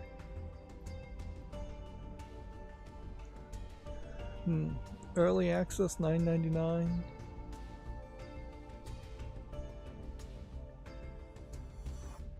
Looks like maybe there's 3 locations and it's maybe an infinite runner.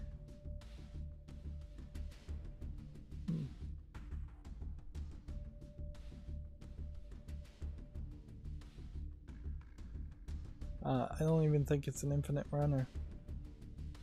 Yeah, I'm gonna say no to it. Beneath Orisa looks like something. Here we have an adult game, The Love of Magic Book 3, The Return. This is the adult Harry Potter sex game, 3D CGI characters.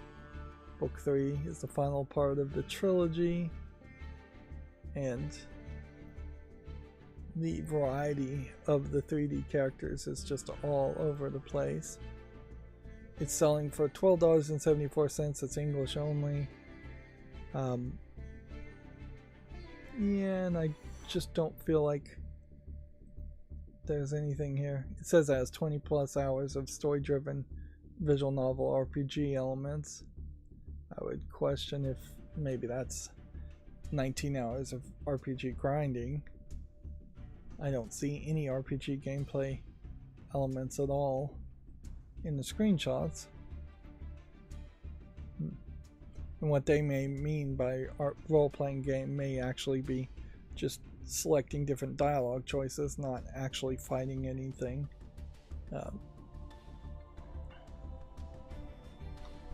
So yeah, nothing particularly special there. Here we have something called Carrot the First Seed, which is a unique art style, kind of like a watercolor art style.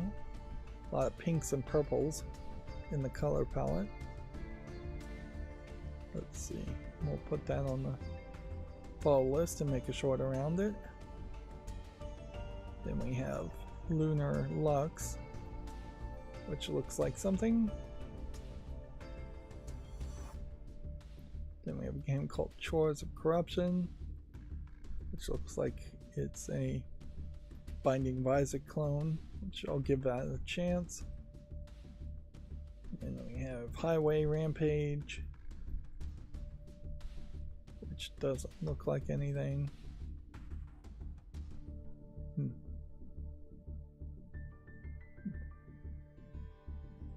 And then we have an adult game that's slightly different called Filled to the Limit. And it's a girl who is seemingly being fed to be made fatter and fatter. And as you make her fatter, her clothes, I guess, rip off. So you have just like this blob at some point of this big topless fat lady being fed via feeding tube. It definitely is either a troll game or it's appealing to a very specific fetish, a kind of dangerous fetish. It's in the adult section, although I question if it really should be in the adult section.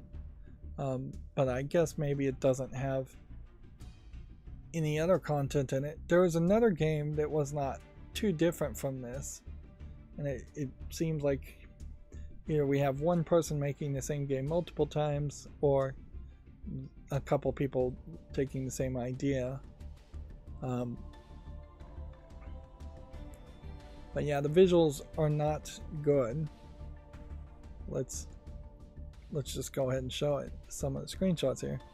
Like, the visuals are not good. Here's the girl in her small form factor, just being fed via tube, and just being made fatter and fatter and fatter. 591 pounds here, 384 pounds here. That seems like the numbers are pretty off based on the proportions being shown. But yeah, in the real world, feeding people to such an extreme is incredibly dangerous and unhealthy. And even in that, I think it's a very narrow fetish. Like, I'm not even 100% sure if it would be a domination fetish of I'm controlling this person's body, or I'm helping modify this person's body, or if it is an actual physical appearance fetish of I, for some reason, have a desire to see this woman as fat as possible, past what is a healthy amount, past what is in acceptable body proportions. Probably is also a fetish that you don't need to actually engage in with much, because you could probably find somebody who's fairly fat and still somewhat healthy, and you could probably find someone who is just naturally incredibly unhealthy and obese already. So feeding them and making them even bigger is kind of crazy. In the concept of bondage, domination, sadism, and masochism, particularly sadism and masochism, there is an idea of creating pain but not trauma. And even in sadism and masochism, you'll see a lot of trauma being made. Trauma being, this is a long-lasting scar that will never heal completely, or won't heal well at all, or this is a broken bone. This is something that is actual physical damage versus swelling and light bruising, which is about the level I think anybody in sadism and masochism should go. Yes, you can get piercings and jewelry, and that technically would be trauma and permanent, but you would hopefully do that appropriately and safely. Do I want to say yes to railgunners? in the same way feeding feels like you're just doing permanent damage, potentially unreversible damage by feeding someone or feeding into their addiction of food, which very possibly is the case. I'll give this a chance.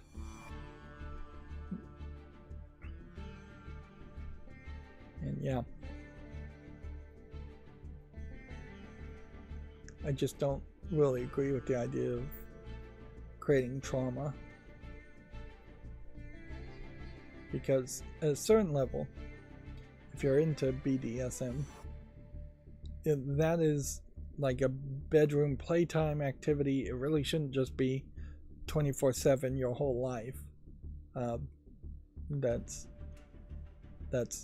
a little too crazy. It's not normal. It's not really embracing with society around you or the world around you, and it certainly loses its specialness if it was 24/7. So trauma effectively takes it out of the bedroom, takes it out of being that one session into being the real world and affecting your life outside of the bedroom, and that's too dangerous. And I say in the bedroom generally. It doesn't actually have to be in the bedroom. I'm going to say no to Last Monarch here. Could be a swingers club. It could even be that you're at a camp of swingers or something, and so it is potentially 24/7 activities for the time you're at that camp. Yep, no to disassemble. But yeah, at some point you have to leave the fantasy and go back to reality for it to be special.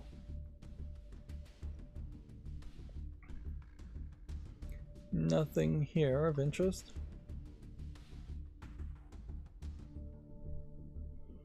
Mastery of Fate, Phantom King Rise, doesn't look like anything. King of Crabs, looks like it might be something.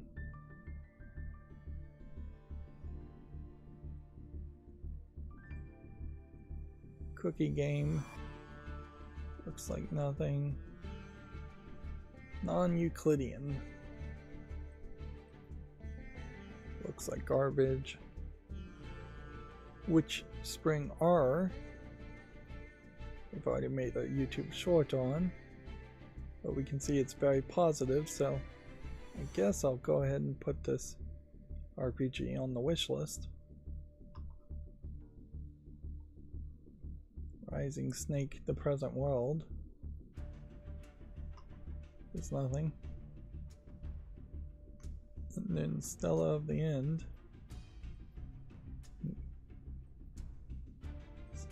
I guess a visual novel?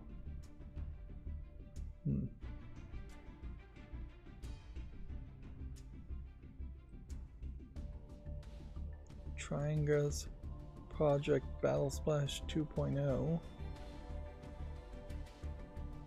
I guess I'll give that a chance. Almost done. Here we have an adult game that is more of a manga style, I would say, because it's black and white. It's a taller office lady, anime lady, who it's called Wall Ass Office Simulator is the name. And it looks like it's an office lady stuck in a wall, and you can undress and molest her from front or back. But the stuck in a wall anime trope. Point and click clicker seems to be the tag on it. Weirdly, English is not supported, although I'm not sure you really need to understand too much of what's going on, but you wouldn't miss out on all the story, and there are dialogue bubbles popping up and options. Yeah, I think you really would need to speak Japanese or read Japanese to be able to play this. It looks like it's a fairly simplistic game, which makes the price seem too expensive at $8.39. There is something very very interesting here in that this may be the very first Japanese only adult game released on Steam, and yet it also noticeably is getting released on Steam even in the adult section by having an office lady who is drawn to be taller and not in the moe or kawaii style and not in a colorful palette even. So it seems like there's a decent amount of compromise that had to be made to get it on Steam. That being said, the next game is called 2 Months of Devil King, and this is more of the kawaii anime high color, colorful color palette style, which is interesting because this is basically what I've been expecting to see and haven't been seeing for probably a month now, is to have any game that's even close to this, in the assumption that either the Japanese people were not making them anymore, or not bothering to try to put them on Steam, or Steam was rejecting them. One of those three possibilities. Now, I think this is more of a dungeon crawler game, so there's actually a little bit more video game here also. 2 Months of Devil King is a weird name.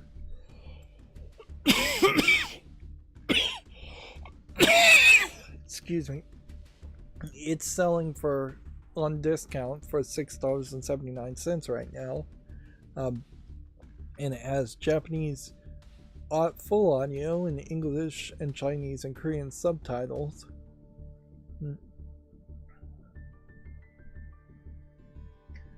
It actually feels like a fairly quality product for a fairly low price. There is maybe something in the interfaces that could use a little bit more polish,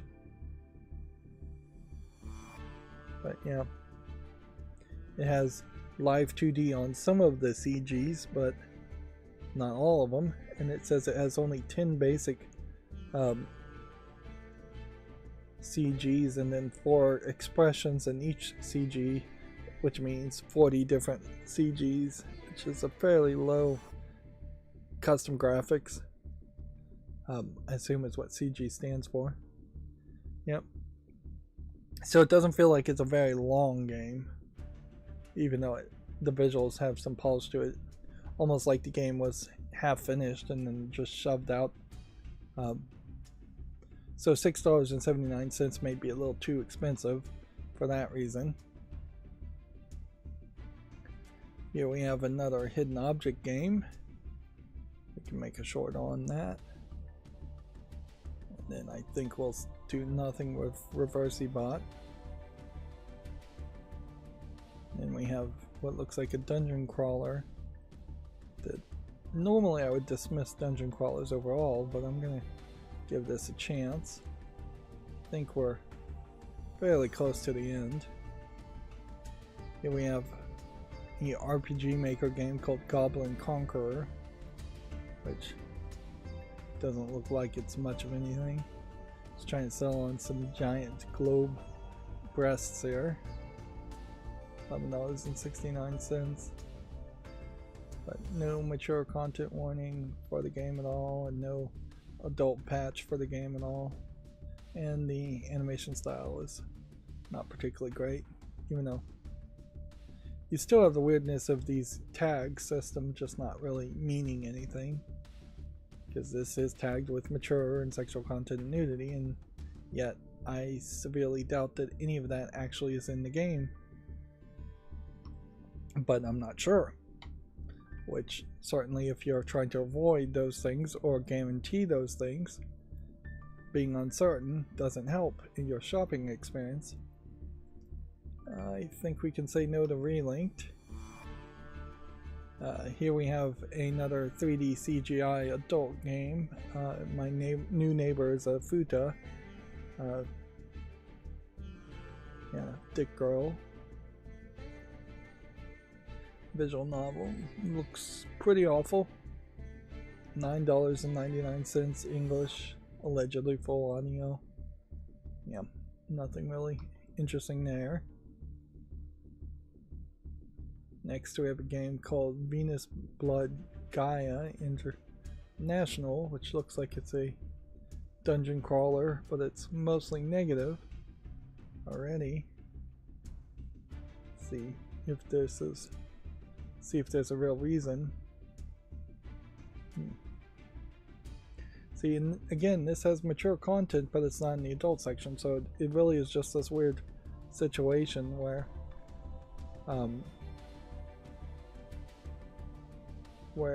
there's a real inconsistency on what the adult store is supposed to include.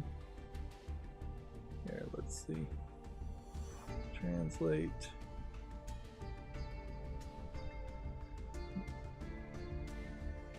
Translate to Japanese reviews or the non-English reviews. The crowdfunding users are here to complain.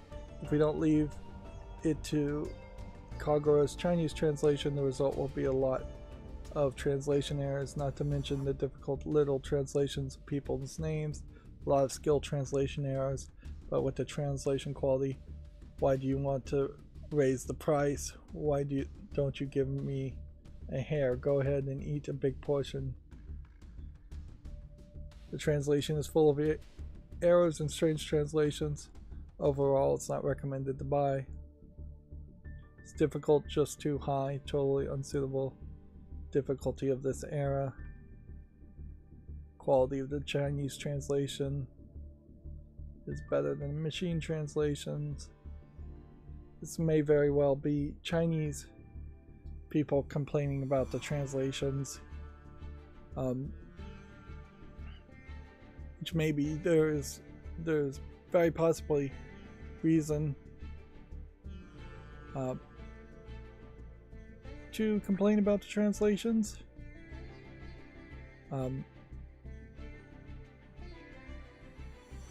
Yeah, or maybe this is review bombing from the Chinese.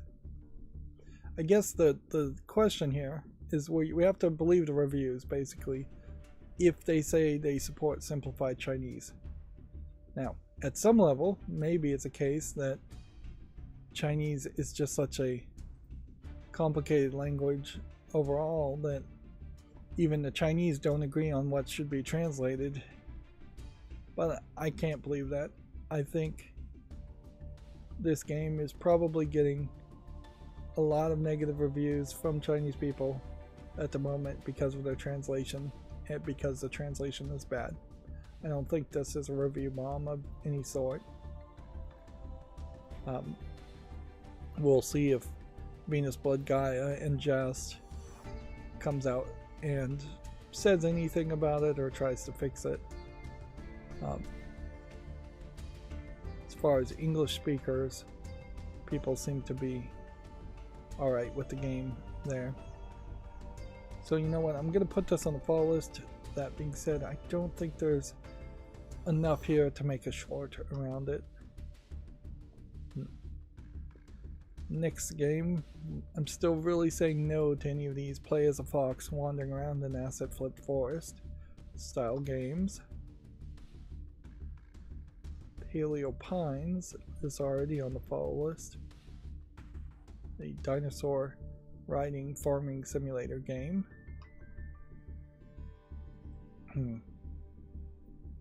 Little Johnny Goes Home looks like it is a platforming game, perhaps in part inspired by Always Up or whatever that game was, but